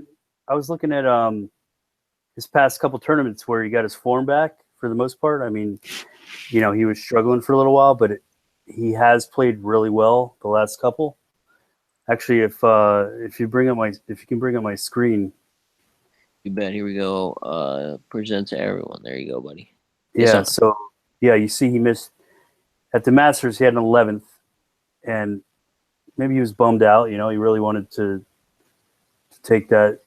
Had a shitty Sunday again, but he missed the cut at the Players, and then he missed the Byron Nelson. But then he came back at Dina DeLuca, which is a weaker field, obviously, with a second place. Really played well on Sunday, 65. At the Memorial, he had a 13th. That was a shitty weather tournament, right? The Memorial? So, yeah. Yes. Yeah, so he played really well there. He was 9 under on the par 5s. At the Memorial, he was driving it very short. He was driving it 29 yards. Oh, my God. There's no way. No. No, that's totally an error because obviously I don't know what happened there. But anyway, he was I hope everything else here is right because he was driving it really well. 60% accuracy is really good. Obviously, Duffner was out of his mind that week. And greens in regulation, 66%. Putts per green regulation, 1.66. Had 20 birdies. He was actually one of the birdie leaders. Yeah, he was up here about top 6 in birdies. No eagles. Plenty of pars. And he only made 2 doubles where some guys were making 4 and 5. That's another thing you want to pay attention to. The guys that are making double or worse, they're going to have a tough time this week. Although, I didn't even notice this, but Koepka had 4 doubles or worse. But he's a guy who can make it up on most courses. You won't be able to make too much up here, so maybe you got to look a little deeper at him. I didn't really notice that, but that could be I don't know what happened there, but that's not a good sign. But, this was a few weeks ago anyway. So, yeah, I just wanted to point that out when Spieth kind of got, like, if there's anybody that has their form right now in the top 5, it would be Spieth and Sergio to me.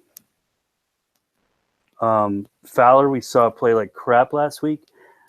You may have to throw that out because maybe he was in a rush. I mean, he wanted to be there for St. Jude. I think he's like show money. Yeah. Plus, it's a good look to be at that tournament because it's a good charity and guys that don't play are, I can't blame a lot of guys because they want to get to the Open, they want to practice. But it's a nice thing when one of the top world golfers can play a tournament when everybody else is getting a head start on him at a venue that he has no clue about. So that was pretty cool. But he got out of there after 2 rounds. So who knows? Maybe he did that on purpose. He wanted to show up, but shot 74-70 and got the hell out of town. Right. All right. Yeah. You ready? Let's get to the next. Our guru's already gone live. Maurice has already gone live. Shit. All right. So if I'm looking at guys like in order who I like here. Well, real quick, I wanted to talk about Jason Day since we were touting him so heavily. I brought him up in the stats, and Spieth we saw fit like a lot of them, like was in the top 15 and like 5 of the 7 I brought up. But Jason Day actually surprisingly is only in the top 10 and 2 out of like the 7 I got here, and it's par 5 scoring. I don't have mine streaming here. We're not gonna go through everyone. I was just gonna go through all the guys that were at 10K and above to kind of fit those guys because I think that's what's gonna make your lineup is having that guy because at least 2 or 3 of these studs are gonna miss the cut. It's not like all these guys are going to breeze through this course. This is a very tough course. But if you can find which one's right, because all of them are going to be kind of highly owned at 15, 17, 20%, 25%, anywhere in that range. If you can hit those guys, if you take the two that all make the cut, or the 2 or 3 in your lineups that all make the cut, and then you don't take the other 3 that miss, you're looking fucking good. And anyways, Jason Day only fits par 5 scoring. He is 163rd. I got to scroll for a minute to get back.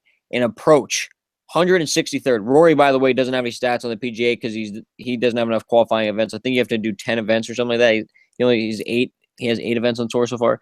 But anyway, Jason Day's 124th in bogey avoidance. And I know his play was very bad late, and his plays come on strong. Now, kind of similar to Spieth. I think that was a 39th or 42nd in tee to green. Then we have 144th in good drive percentage, and putting, Jason Day is 54th. So not the best numbers, especially supposedly for a world-class golfer. So that kind of takes me off Jason Day a little bit, since these are the stats I am interested in. I am coming more on Spieth. So just real quick, in like 2 sentences, we're going to get through some more names. So between Spieth and Jason Day, from a stats perspective, which do you like? And from an ownership perspective, what do you think? I'd have to take Spieth over Day. Right. Because I actually like that, dude. Thinking about it, not just the stats, but this, I just remembered, this dude was a 2011 amateur on this very course. Spieth was. So I kind of like that. Yeah. I got the list. I said it at the beginning of the video, but we've said a lot of information, so it's hard to remember all that. But there's a few names, like Euland's in there, interesting. Justin Thomas as well is very interesting, very good golfer. Henley's one of the names as well. But anyway, yeah. So I agree with you there. I would go Spieth as well. So let's do this here, since we can come back and do a later. We can do a show tomorrow if you got time tomorrow. But because I did actually want to catch. I don't know if I will, but I mean, shit. Because I didn't want to catch him live, because there's so many satellites for tomorrow as well. And we've lost like 10 viewers. We only have like 9 right now. We had like 19, 20. So we've lost about 50, 60%. But I mean, we got some devoted people still in. Like I all the names I see in here are fucking like the homies. So I don't want to leave them hot, but I did want to catch Guru, man, because this is the last day for those satellites. But anyway, just let it fly, man. Whatever you want to say, man. I mean, you helped me a lot with that Ches Reavie shit, so I'm not trying to cut you off. You use whatever you got, man. I'm all ears. I just wanted to be cautious with time a little bit. No, that's fine. You want to bring my screen up? You bet, man. My fault. There you go. All right. Present to everyone. There, it should be live. All right, so Spieth is number 1 in bogey avoidance. I mean, going for weeks and weeks. So I like that a lot. Let's see, par 5 scoring. He's very, very good. You know, he's been top either 1, 2, or not far behind that for weeks and weeks. You know, he definitely has the game. He's got the form going. I like him a lot. I know he's going to be probably more chalky than Day, but he's good chalk, in my opinion. Let's see. Should we just start going down the list here, because we want to like kind of hurry this up, I guess? Well, I was gonna fire some questions at you that kind of speed that up. I was gonna ask you your play, like if you had to list me two plays in between 8 and 9K after that, or 8 to 10K. Who do you like there, and why necessarily, in like a couple sentences? All right. Well, Stenson's 9,300. I think he's a sneaky play. A lot of people are going to be off him. You know, they think that he's been underachieving and all that. He did have 3 straight miscuts, including the Masters. He came back and he's been playing really well. He's a guy who can bomb his 3-wood. He doesn't really. I don't even know if he uses driver at all. I'm a little concerned because I don't know how that 3-wood is going to work. Obviously, he hits it accurate, but is he going to get the length that he needs when the 3-wood sends it a little higher, a little softer landing? And if it's, I don't think it's going to be very dry. So, is he going to get the role that he needs? I don't know, but he is going to be lower owned. He's a good GPP play in that range. But you're looking for like between 8 and 9. You said. Well, 8 to 10 since we talked 10 to 12. Let's go 8 to 10, or 8 to 9 to be exact. If you know what I'm saying. No, but anyway, yeah. Believe it or not, people might think I'm nuts, but Bubba Watson is actually a guy that I'm looking at heavily. Man, I don't want to disrespect you, but all the way down there, bro, with names like, oh man, I know, I understand. I get it, and I definitely. All right, how about we go? 9 to 10K? How about that? Let's go. Then we'll do 8 to 9, because there's no way you can call out Bubba. I mean, I'll eat my words definitely if he finishes better than guys like Rose or Adam Scott. Excuse me. I don't know. I just think that the margin for error on these fairways and the way he played recently, I might take a shot recently, and he's been on the Euro, so like the sharper kids know, but like the people that are just coming in for the Millie Maker kind of aren't as aware. I mean, he does still have a big name that rings bells, so to speak. Like it's almost similar to Tiger, but still at the same time, people are gonna bring up that like recent log, and it's like one or two good performances, but a lot of bad ones. So who knows? And plus the event, they'll look at it and be like, "What is this?" Yeah, exactly. It's really like the biggest event in Europe, and he still did well. So. Yeah, man. Yeah, I like Koepka a lot. I pointed out that one stat about making a lot of doubles or worse, and he can. I mean, his last 3 events were not great. He can put up a couple really good rounds. He has a tough time putting up 4 together. But he's streaky. You never know when you're going to catch this guy at the right time. He does play pretty well in majors, though. I actually put together the last 3 U.S. Opens and last 3 PGAs. It should come up in a second. I don't know if it's showing live yet, but I started highlighting guys that are consistent in the PGA and the U.S. Open.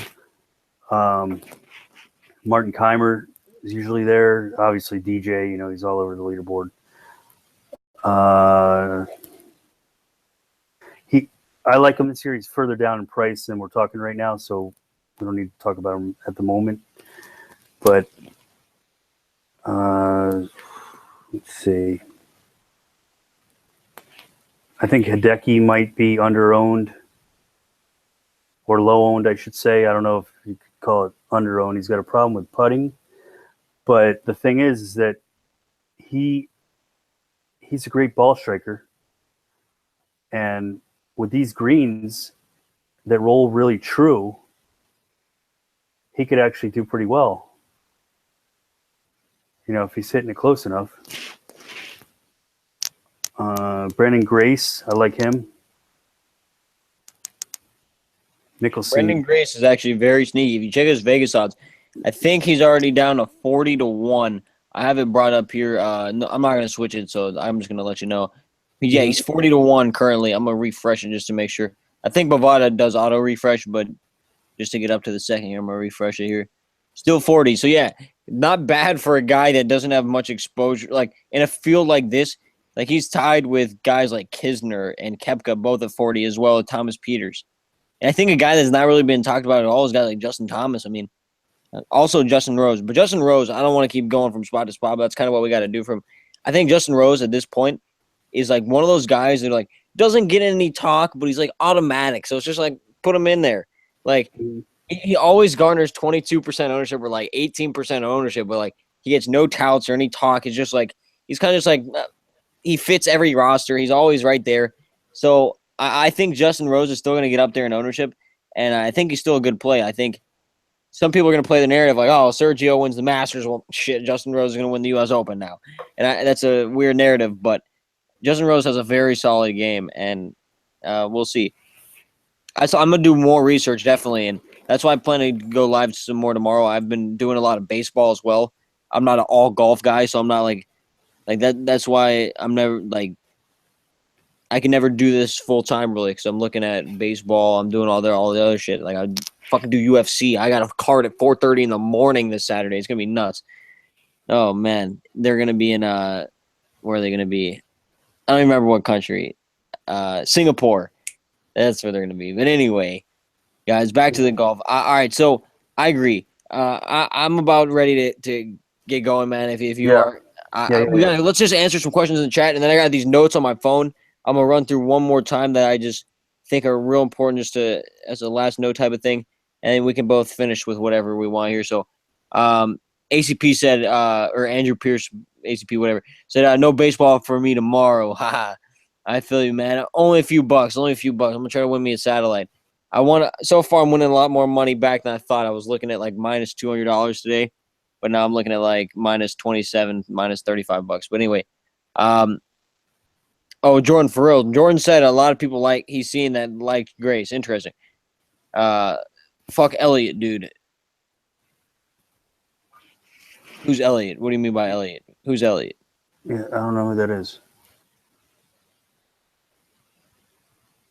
Stuart Hagstad. No, he didn't, but he popped in my model there for a second. I don't remember which model, but interesting call there. Let me see here. Just give me a second. Look him. See, this is what I'm talking about. I haven't done enough research to even get to this guy. What's the story with him? He got 36th at the Masters. Yeah, I saw that. But like, what's his deal? Where's he from? Is he on another tour? I really have no idea. No, he's not on Championships Tour. He's not on the Weather Course. That is some research. That could actually be a leverage play. That is something I need to look into. Yeah, I see you're doing that. I was about to just Google him too, but I saw it just pop up in the corner there. But Is he an amateur? oh, Jordan, you're talking about UFC. All right, I thought you were talking about golf. He's talking about Tim Elliott, dude. This dude, Tim Elliott, I'm gonna tell you something real quick. This dude scored the most DraftKings points ever in UFC in his last fight. Yeah, like 146 or something, right? 176, yeah. Then goes out there and loses in 30 seconds. He scores 0.5. He got one signature strike. This guy is he's a real estate agent. Oh, and no way. He plays in majors. He played for USC. Oh, he won the mid-amateur in 2016. Yeah, that's how he got him in the Masters. There we go, yeah. Right. And I guess that's how he got in here. Shit, man. Interesting. Yeah, definitely the Millie Maker, man. Honestly, I think that's a play. I mean, why not? Fuck it.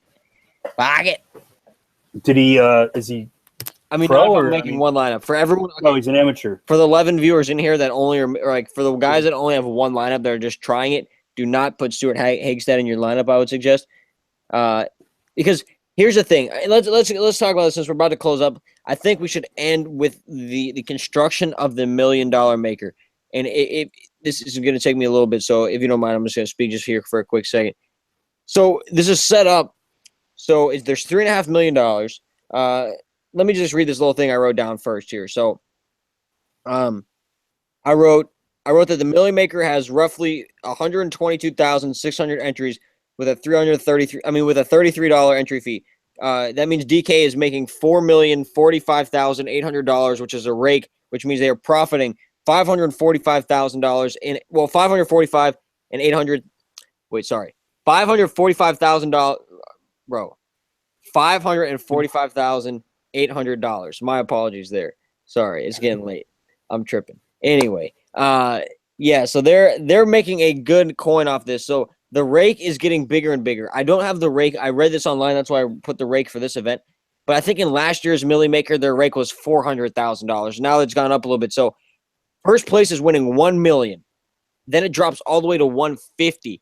So here's a little thing. So usually when we get the entry fees higher, the entries aren't as many entries. So the amount of duplicates are way lower and the cash line is way lower. But with the $1 million maker, less people are cashing and at lower prices as well. So the cash line is going to be way higher. So you're going to have to take guys like Stuart Hagstad or guys that aren't really known to really make a dent. But I see the reasoning with only having 1 or 2 lineups in the $1 million maker to kind of just be like, maybe I just want to cash well or something like. Well, you're not really going to cash well unless you get like top 250 is going to be more than like 5x maybe, and that's very tough to do. So it's kind of $1 million. It's if you're trying to do it to build bankroll, the $1 million maker is not it. It's kind of just that prize of, whoa, dude, it's there. You know what I mean? And Seth and I kind of agreed to that before we started. It's kind of just like, man, like what the fuck if, man? And I hate to keep cursing on here, but geez, like if it says Dex Pope next to $1 million, anyone in the sweatshop with the logo there with $1 million, man, I mean, I can't imagine what kind of party that's going to be at my house, man, or whoever's house. So anyway, you're going to have to take guys because there's going to be so much overlap, or duplicates, I should say. With 122,000, there's people, the sharps are going to play the good players. It's going to be obvious, like statistics are going to back up certain plays. Lineups are going to have to be unique. So, Eric Young Jr. is dingered in like the 9th inning, or 8th inning to tie the game. There goes to Sabathia's W, boys. But anyway, so you talking about the baseball or you talking about the golf? Yeah, also? who hit it there? Eric Young Jr. Oh, I got him. Fuck, I don't. That probably lost me a little bit. And a losing lineup, I'm sure. But anyway, yeah. To add to what you're saying, the only way to differentiate yourself if you want good plays is what we talked about before. Leave some money on the table because there's going to be a ton of lineups that are right at 50 or a couple hundred below, and that's not what you want to do here in the Millie Maker, because there's going to be so many people on the same kind of like duplicate lineup, because it's all about the math. I mean, here, I'll make a quick lineup and show you what some are going to look like that are going to be really chalky.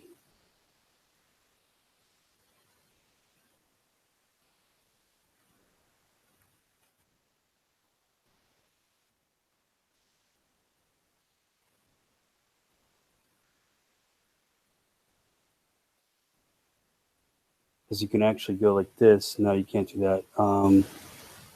Well, technically, legally on live stream, we can't. Oops, my bad there, boys. I had DK Live open there, see if I could cash anymore, but we can't put all the full lineup. All right, I won't put a full lineup, but what I'm saying is, like, you're going to see these 4 guys in a ton of lineups. So you've got 8,300 per player left. I would definitely not advise using anywhere close to that 16.6. I would probably leave it around 15.6 at the most. That's the only way to differentiate yourself.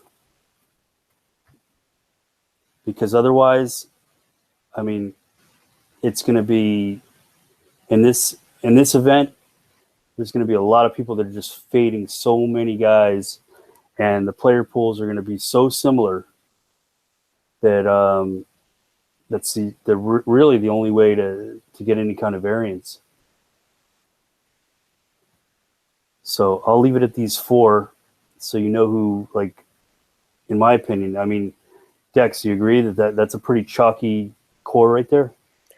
Right. Yes. No. The only one that I would not disagree with, but I would hesitate to say complete chalk, or that I would put as top 4 chalk, is Francisco Molinari. I don't think he's going to be complete chalk. I think there's a few guys I'd put before him. I do agree he's going to be one of the heavier guys. Like, he's definitely going to be above 10, 15%, maybe even 20, but I don't think he's going to cross more than a quarter. Like, he's not going to be 25% owned. So I was thinking guys like Leishman, actually. Yeah. Well, if we're talking $1 million maker, I think that's where ownership is going to be more spread out. You're not going to see, because in general, it's a mix. I'm going to say it's about 50-50. There's 50 of it is going to be like all of the people that play DK all the time. Then there's going to be like about 50% of the people that are all from like just the general public, from advertisements, because DK has really been pushing this. Like, there's been there's been radio announcements. I've even seen some on TV, on my PS4, on PlayStation View, on some of the TV commercials. They have little 15, 30-second ads on Watch ESPN, the app. They have them. Like, even FanDuel's been pushing it. So they've brought that shit back. I remember a few years ago it was like nonstop. But anyway, off the point, let's get back to it. But I agree though. Molinari is going to be popular. I put him in the top 5 highest owned just because he is underpriced, but he's not going to be he should be the top 5 highest owned in that price range. But I think Mark Leishman, Billy Horschel is going to grab a lot of ownership just because he's been in the news. Not so much his game's been great, but like from the public, it's a little bit of both. Like he's just been there, so I think he's going to garner a lot of ownership, especially at what 6,700 it was. Yeah. Thomas Peters at 7,700 is going to be a lot of How ownership. about, what do you think? Since Berger just won, I think he's going to be high owned.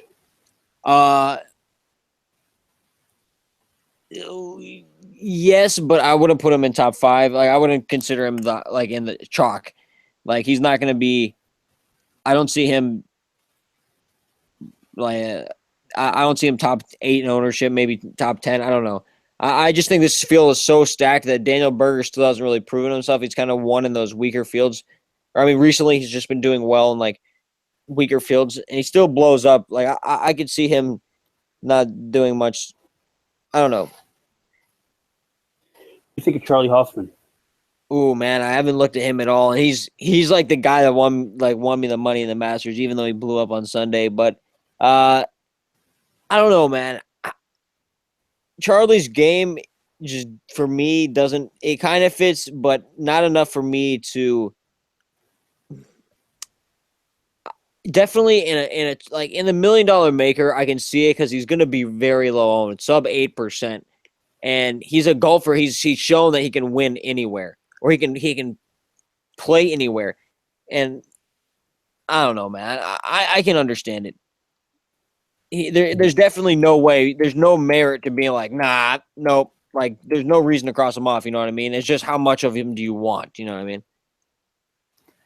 Yeah, I know. I was just looking at his. At 7K, he can win it. Like he's one of those guys like Leishman. That's why they're chalked. Leishman, Byung-Han An, guys like Noren and Kisner are a little higher at 7,500.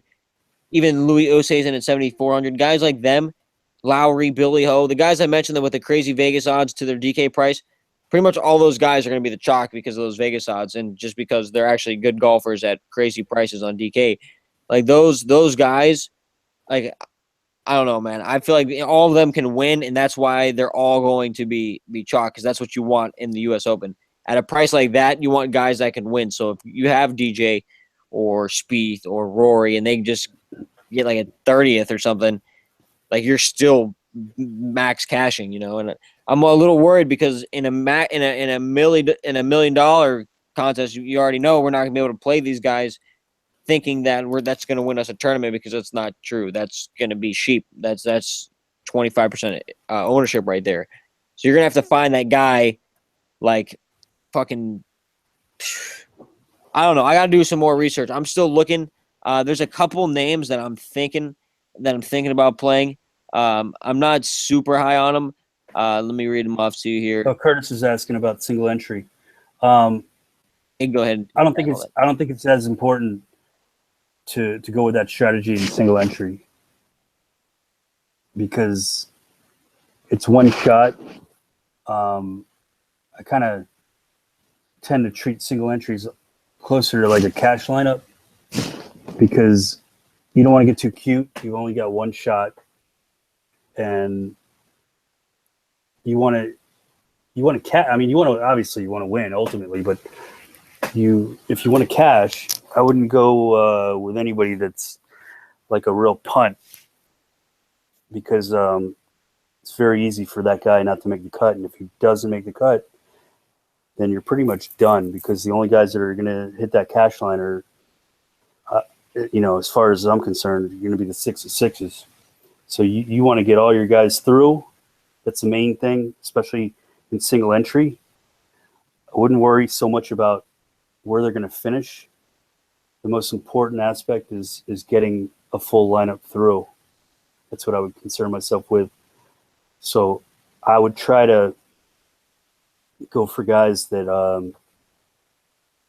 making all the cuts. That's my opinion. What do you think, Dex? Right, agreed. To a certain extent, though. Like I definitely agree, though. That's definitely my approach as well. It's tough though to take all guys that are going to just make the cut because those tend to be the chalkier guys as well. Like Byung-Han An, guys that make the cut all the time that are low priced are going to be the chalkier plays. So I think it's good for at least one play to try to find a guy at lower ownership that's going to make the cut. You can still do that, and I know it's tough to do because golf is a very volatile sport. But there are a ton of golfers that DK underprices week after week. Their pricing is very soft, especially for something like this. So the problem with single entries is you don't want to have you don't want to have all of your golfers above 12 or 14, 15% owned. If all 6 of them are that kind of ownership, you really need all 6 of them to do well because you're just praying that your lineup variance is good, that not all 6 of your guys are owned together. Because if one of them does poorly at that ownership, you're usually done.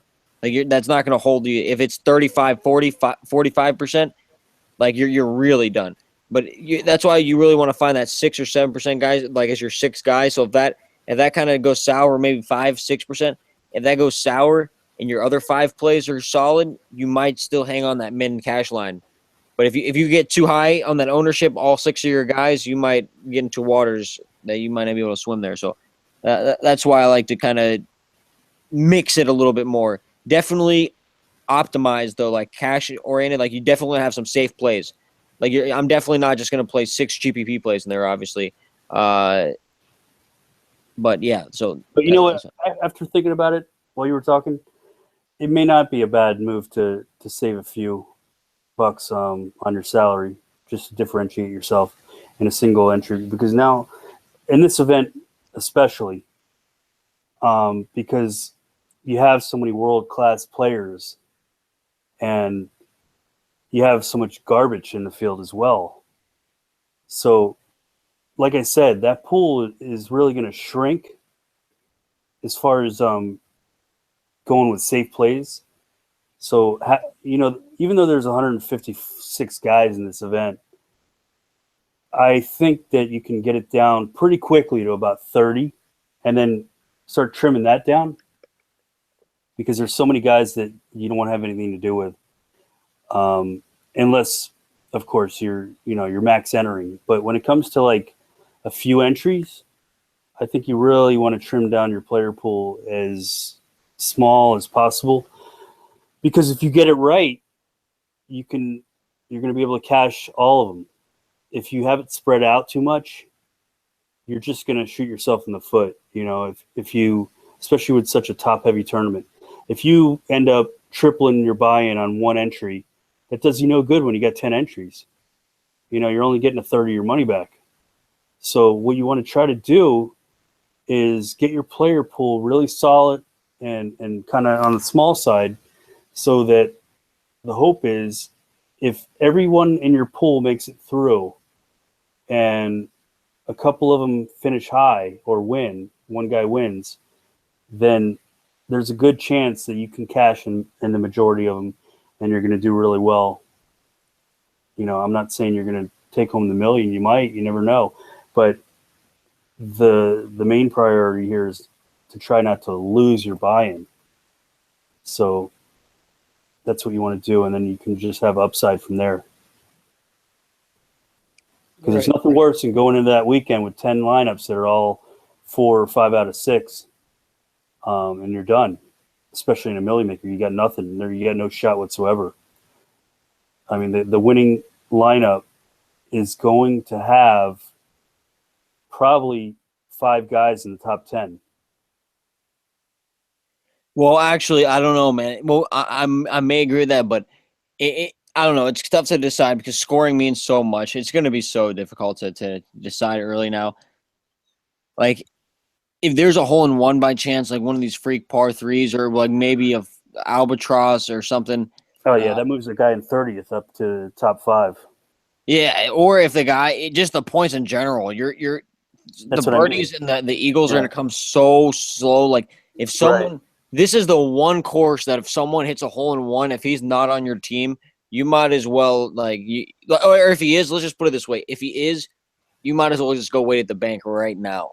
Like You're the money they're paying you is only coming at the bank. Like you're not getting PayPal. Like that shit's coming to the bank. Like you're set. They're opening 20 accounts for you.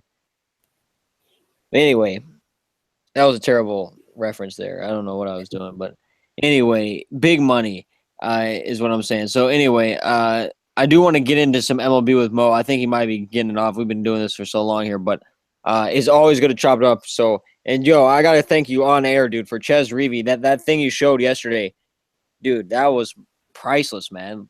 Oh, you mean Not that? yesterday, last week. Sorry, Yeah, not yeah, the cheat yesterday, sheet with last week. the weak field players. Yeah, dude. If only we Yeah. went to Wee Kim. How did he finish? I don't remember how he finished Sunday. Weak him. He finished like fourth Bro, him and Ches Reavy, bro. at 0.5 ownership. Bro, here's the thing, and I don't want to I don't want to make us feel bad because but if we would have played, I had Stuart Sink and Ches Reavy in a lineup with Mickelson. Mickelson kind of fucked up with that triple bogey, but if I would have had the Sink, the Reavy, if I would put Wee Kim in there, man, I don't even. Yeah, Oh I'm man, telling you, we were on all Burger those plays. 90. That Whew. that sheet that I made, it basically told you who to play. You know, I mean, there were a couple guys that put up duds, but if you had that pool with those guys and you just mixed it up a little bit, you could have done really well. Yes, sir. All right. Well, I'm gonna try to go live for them tomorrow. Maybe just in the Facebook Live, or maybe I might have ACP go tomorrow with me. We'll see. That'd be crazy because that'd be cool to have him since he won the 100K. That'd be good to have him for the But we might have as some well. extra innings, guys. This is good. Yeah, maybe not though, dude. I'm right there. I got 2 milli tickets secured, but like one of them is like right there, like. Hey, ACP's good to hear, man. Appreciate you sitting in here too, man. I know we've been going for a while here, but that's what me and Seth do, man. Yeah, sorry guys, we took so long, man. But you know, this is like I said, I didn't do a whole lot of research yet. There's a lot to be done. I'm probably going to be doing research up until lock because this is like the event of the year, and you know, I don't want to look back and say, oh man, what happened there? I didn't even look at that guy. So. You know, I don't know if you guys are with me on that, but you know, we appreciate you hanging in here and chopping it up because, you know, we may not seem like we're looking at what you guys are putting up there on the screen, but I'm definitely reading it and getting all the knowledge I can and in the thread as well, because all that information is just more good info to try to narrow down a pool. You know, there's been a lot of stuff I've seen in that thread that I had no idea about. And, you know, I try to find all the little needles in the haystack that I can. You know what? I'm just going to go down a list of guys that real quick that I like that I'm going to be taking a closer look at. This guy's not in here. Like I said, Koepka, Wiesberger. Yes, I agree with that real quick. I love Wiesberger, man, this week. That was one of my sneakier plays. Yeah, love Mark I like a lot. I've got, you know, guys I've already mentioned. Day, Bubba, you think everybody's going to think I'm a moron, but I don't know. Like I said, this is just really rough. I'm going to look further into these guys. Charlie Hoffman I put down. I don't think this guy is playing here. No, Ollie is not. How about Han? No.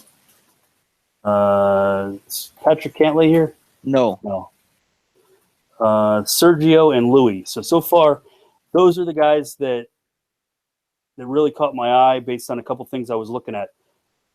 Primarily long and straight. Like I said from the beginning, I'm looking for the guys to start off with that are long and straight and are, you know, basically like world-class players, top 30 or better in the world, because they didn't get there by playing like shit.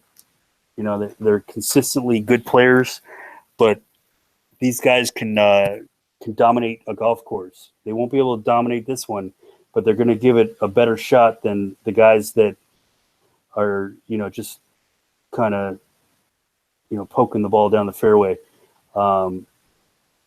like for example, a guy like Zach Johnson. I don't know if he's in the field. I wouldn't touch him. Obviously he hasn't been playing great, but he's just a short hitter. I don't think short hitters are going to do very well here because you could be the best iron player from 200 yards out, but you hit enough of those and your margin of error is really small. So eventually, I mean, you're talking, I don't care who you are. Okay, you take a guy like, we'll say DJ, who hits it so long that on every hole he's hitting 2 clubs less than a guy who is a master of the 4 and 5 iron. And I'll take DJ all day long, obviously. If DJ can eagle a par 5 here, like no one else really will, maybe Koepka, but if you can hit an eagle here, like you might have a guy permanently on the leaderboard. Oh, pardon that. You might have a guy on the leaderboard all weekend just because of an eagle. He'd have to blow up for him to bogey like 4 or 5 times to get himself out of contention because scoring's not going to come easily here. This is still a very tough course. But real quick, I brought up the weather here on my screen because there's people talking. The weather's going to be bad. You can see it's going to be raining Friday, Saturday. This is for the actual golf course in Wisconsin. This is like pretty as close as you can get, in my opinion. I mean, this is from Apple, and Apple weather is, as we know, shit. But we got rain projected on Friday, and I don't mean to just go crazy on break up what you're saying. Only 60% precipitation chances though, and this is looking mainly just in the middle of the day between 2 and 3 that it looks to actually have a over 50% chance of raining. Thursday looks fine, so it looks like Phil was not gonna have his wish of playing. So for the 8 or 9 people left in here, we will be the first to know that Phil will probably not be playing. I'm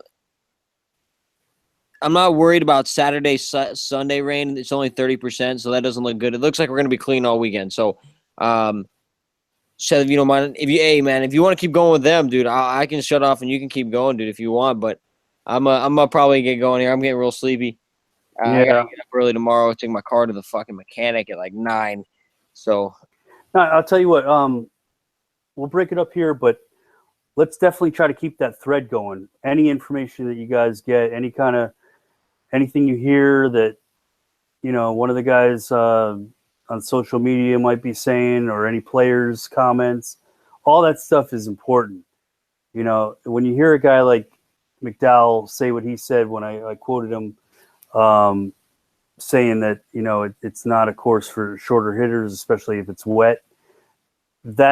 That's huge information right there. I mean, this is a world-class major winner. He won the U.S. Open. He beat DJ. And because you said that real quick, Tour Junkies this week actually interviewed Kevin Kisner. So if I have not listened to it yet, since it's only Tuesday, I'm going to listen to that. Tour Junkies, I think it's on iTunes, all of your probably podcast devices like iTunes, Stitcher, Spotify, maybe stuff like that, SoundCloud, I think. But anyway, I listened to it on iTunes podcast. But very good. If this is the week to listen to podcasts, like podcast channels are going all out and they're having crazy guests. Like Kevin Kisner's on one. I remember listening to one yesterday. The Fantasy Degenerates had one. I can't remember who it was. The Fantasy Golf Insiders did theirs. It's crazy. There's a bunch of good info going around, and it's good to stay on top of things, especially for this week with so much money on the line. So, yeah, you want to absorb as much as you can. Try to, read and get all the buzz you possibly can, because that is going to tell so much of what's going to happen. I mean, there's been a lot of times that I'll hear about some guy going into the week that I hadn't heard anybody talking about. And next thing I know, the guy is either top 5 or winning the tournament. And nobody was really talking about him. So that's the kind of thing you got to look for. See who some of the sharper guys out there are kind of mentioning, and try to look at these guys that only have a few views on their YouTube channel. Because personally, I don't really like these. I like Pat Mayo. I think he's great. but I try to avoid those like really popular shows because he moves the needle. I mean, he changes ownership. Not even that. And Besides ownership, he doesn't. Personally, I think Vegas odds move even more because yeah, he doesn't have to lie about his picks in Vegas because he's getting his odds at what he wants before everyone else before he makes his picks. He's making his bets or whoever we're referring to, and this is not necessarily Pat Mayo, but just in general, people that make Vegas shows, they're going to make their bets before they make their bets public. So they'll right. do it, but as soon as they become public, those odds are bang, they're way down, and that's how it is. I mean, Mark Leishman, guys like that, like touts as Yeah, soon as they put them out there, the people just hop on them. But that's the difference between, for anybody who doesn't bet, the difference between betting, gambling and DraftKings. Once you make your bet, you're locked in. Your odds are not going to change. But when buzz starts getting out about guys in terms of DFS, everything changes. A guy that's projected to be 25%, next thing you know, tournament starts and he's 40%. So that's why ownership projection is so tough, because everything is just so variable up to lock. The thing, people hear stuff and it gets around. It's all over Twitter, and you got to try to do the best you can with projecting ownership. It's really difficult. That's why I put that poll up. I mean, I only got a few votes last week, but we were able to see. I'm pretty sure Ricky Fowler was picked the highest to be the chalkiest guy, and I don't think he actually came in as the chalky. I think, believe it or not, I think Yulene did, and both these guys missed the cut. So, a lot of times when the public is heavy on something, you want to stay away from it because it's relative to Vegas, and Vegas is not giving money away.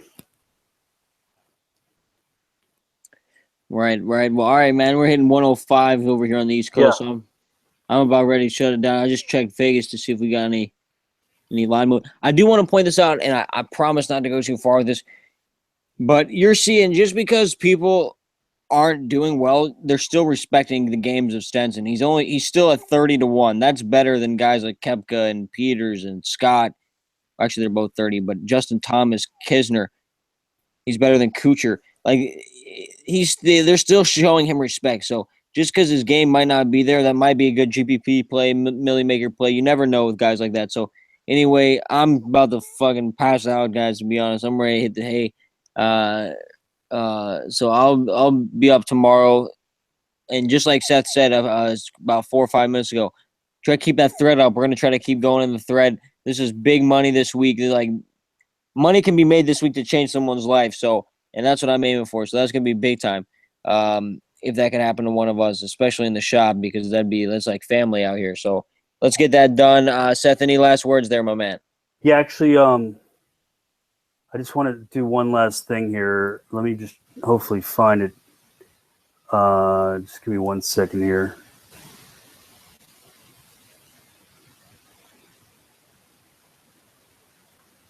Sorry for the dead air here, but I just want to compare something while you got that Bovada screen up. Let me see here where it is. Actually, I'll pull it up this way. 1 sec. You haven't made any bets yet this week. I just checked Bovada today, realizing I had that Daniel Berger bet. Yeah, that's what I want you to keep up, because I want to show you something real quick. I'm gonna log into my account actually real quick. I made some bad bets recently. I tried to hose Bovada. I probably shouldn't say this on the live stream, but fuck it. I tried to hose Bovada out of like $75 because I had this parlay for the UFC fight, but like 1/3 of my parlay got scratched with the goatee Dunyan Kim fight, and like my second guy lost anyway. So I tried to be like, nah, guys, I'm supposed to get refunded because one of my guys got scratched, but it's really they just canceled that from the parlay and it goes as a 2-man. So whatever, boys. I still right, so tried, but you got. Sorry to interrupt, but if you can pull up my screen for a second, Yeah, you got it, man. this will be somewhat helpful. Let's see here.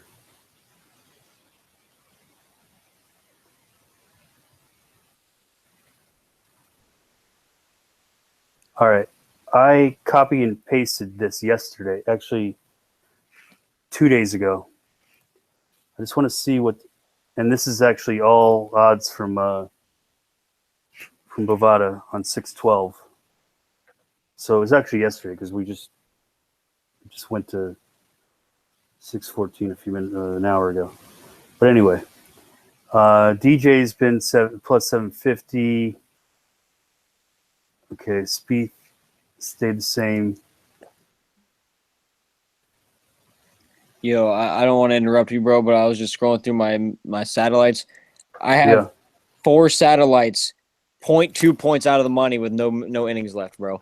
Oh, I'm crap. 101st, and 100 people get it, bro. I'm staring at it. I can't believe it. Sorry, I hate to interrupt you, man, but man. I just know we're both going for him heavily, so I was just like, are you fucking kidding me? It's not even a low score. Like 122 ain't bad, really, man. I mean, yeah, I don't think Sabathia lost me the W, man. He went out with an injury, supposedly. I wasn't watching it live, but oh, that sucks. they're in the bottom of the 9th right now. But yeah, my bad. I didn't want to I feel bad for doing that, but I heard the speech, so go ahead, man. No, actually, I just realized that most of these odds have not changed on anybody yet. From only up top a little bit. A day and a half ago, Stenson was 30-1, and I mean he is 30-1. Oh, Stenson's not going to move. Yeah, if anything, he'd move backwards. A couple guys moved back. Kuchar moved back. Kuchar was like 50 or something when he opened. What's he at now? 66. 66. All right, let's see where he was. He's on 66 on your screen there. I see him there. Yeah, so he didn't move either. Oh, those are opens. Oh, man. Yeah, these are. I copy and pasted this. All right, Brooks. Didn't Brooks move up to 33? Or is he still 40? Oh, he's still 40. Yeah, I don't think anything changed. Actually, it's weird. Nothing has moved. One second. Let's see. Interesting. Oh, Kisner. Kisner's at 40 now. He's at 66 on yours. Oh, really? Okay, so he's dropping. That's quite a drop. Oh, probably because he's doing interviews. Oh no, that wouldn't do that. No, Kisner just is. I don't know. I mean, maybe, but I don't know. I don't think people would just put money on like that much money on him because of an interview. Personally, well, you never know. I mean, if they hear him talking on different shows and stuff, it kind of makes you. I'm looking at those 7 guys I had in my notes because those would probably be the guys that went down in odds. What was Thomas Peters' opening price? I mean, opening odds, real quick. Let's see. 40. Yeah, that's what he is now. All right. So Noren's 50. Leishman opened to 80. Yeah, Schwartz see Noren at 50, man. That is good value right there. Yeah, he's a world class golfer. It's just he hasn't proved himself on the PGA yet. I mean, he only plays in the big events. He's like top 15 in the world somewhere. Yeah, he's 8th, I think. Is he? Yeah. I think so. I'm not entirely sure, but I think he's like the most unknown guy in the top 10 if he's 8th. Yeah, agreed. But yeah, that's all I really got, man. I don't want to hold. All right. I am gonna make some bets tomorrow, and I'm gonna. And hey, man, we're gonna keep DFS and Bovada in the shop. So you guys gotta. Yeah, go ahead. I think Curtis just asked quick. Which buy-in are on those satellites? Oh, what are you doing? The quarters? Oh, I do them all. Well, I lost 4 as of right now, barring Aaron Judge hitting a dinger. I've only lost $37 tonight out of 340 I put down. Actually use that. I hate to say it. No, I feel you. Actually, I have a couple lineups with them, but I have my $1 million lineups. My satellites are right on the edge with no Aaron Judge, and I just know it that if Aaron Judge has a dinger, I'm out. So those two, 46% owned in the late. Whew. I'm surprised it's not 80, but now I'm just kidding. He only got 2 points. But anyway, the satellites I join, I mainly stay with the higher dollar ones because you can make there's a little more room for mistake. But I will tell you this, Curtis, I always throw my satellite lineups in a tournament.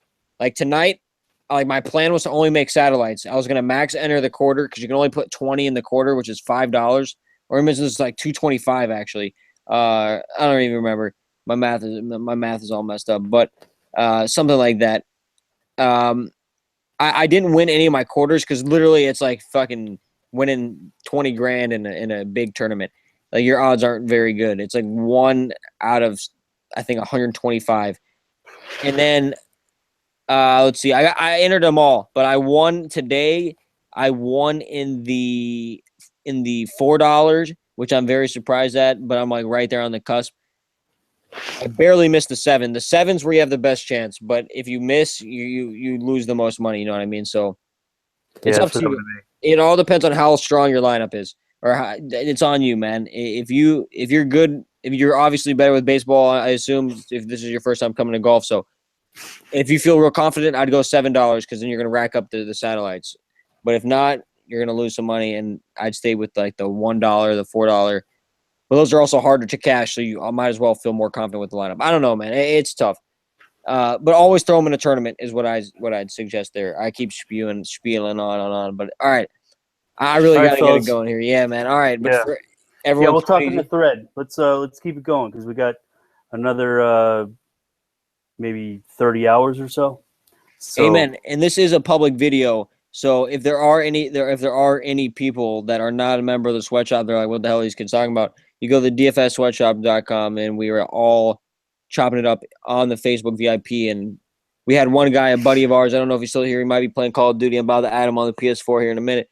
ACP take home 100 grand a few weeks ago, and we are all trying to live like him. We are trying to do that as well, and we're all getting close. Like we're doing well. We've got some winners, and this is the U.S. Open. This is where winners are made, guys. So we're gonna do it. And for everyone in the sweatshop, y'all keep it easy, and we'll be in there tomorrow. This isn't. It's not like the event is in 4 hours like we usually do. Hey, Gru, good seeing you, man. Sorry, man, we're going so late. We what's up, missed you, Mo? Gru. Yeah, man. I was trying to catch your late night video because I was trying Yeah, to get these sorry we kept some satellites guys tomorrow. out of there, but trying to win this millie. Hell yeah, man. I'm trying to win the. I'm just gonna, bro. The EV is terrible. Like for you to really win money, like if you have more than like 10 entries, for you to really win money, like you're really gonna have to hit like a good ass lineup. So I'm gonna let it fly though, man. There's nothing like it. So Yeah. anyway, all right, guys. All right, fellas. All right, we'll be in Let's there do it. tomorrow. Y'all keep it easy, guys. All right, later, guys. Take care.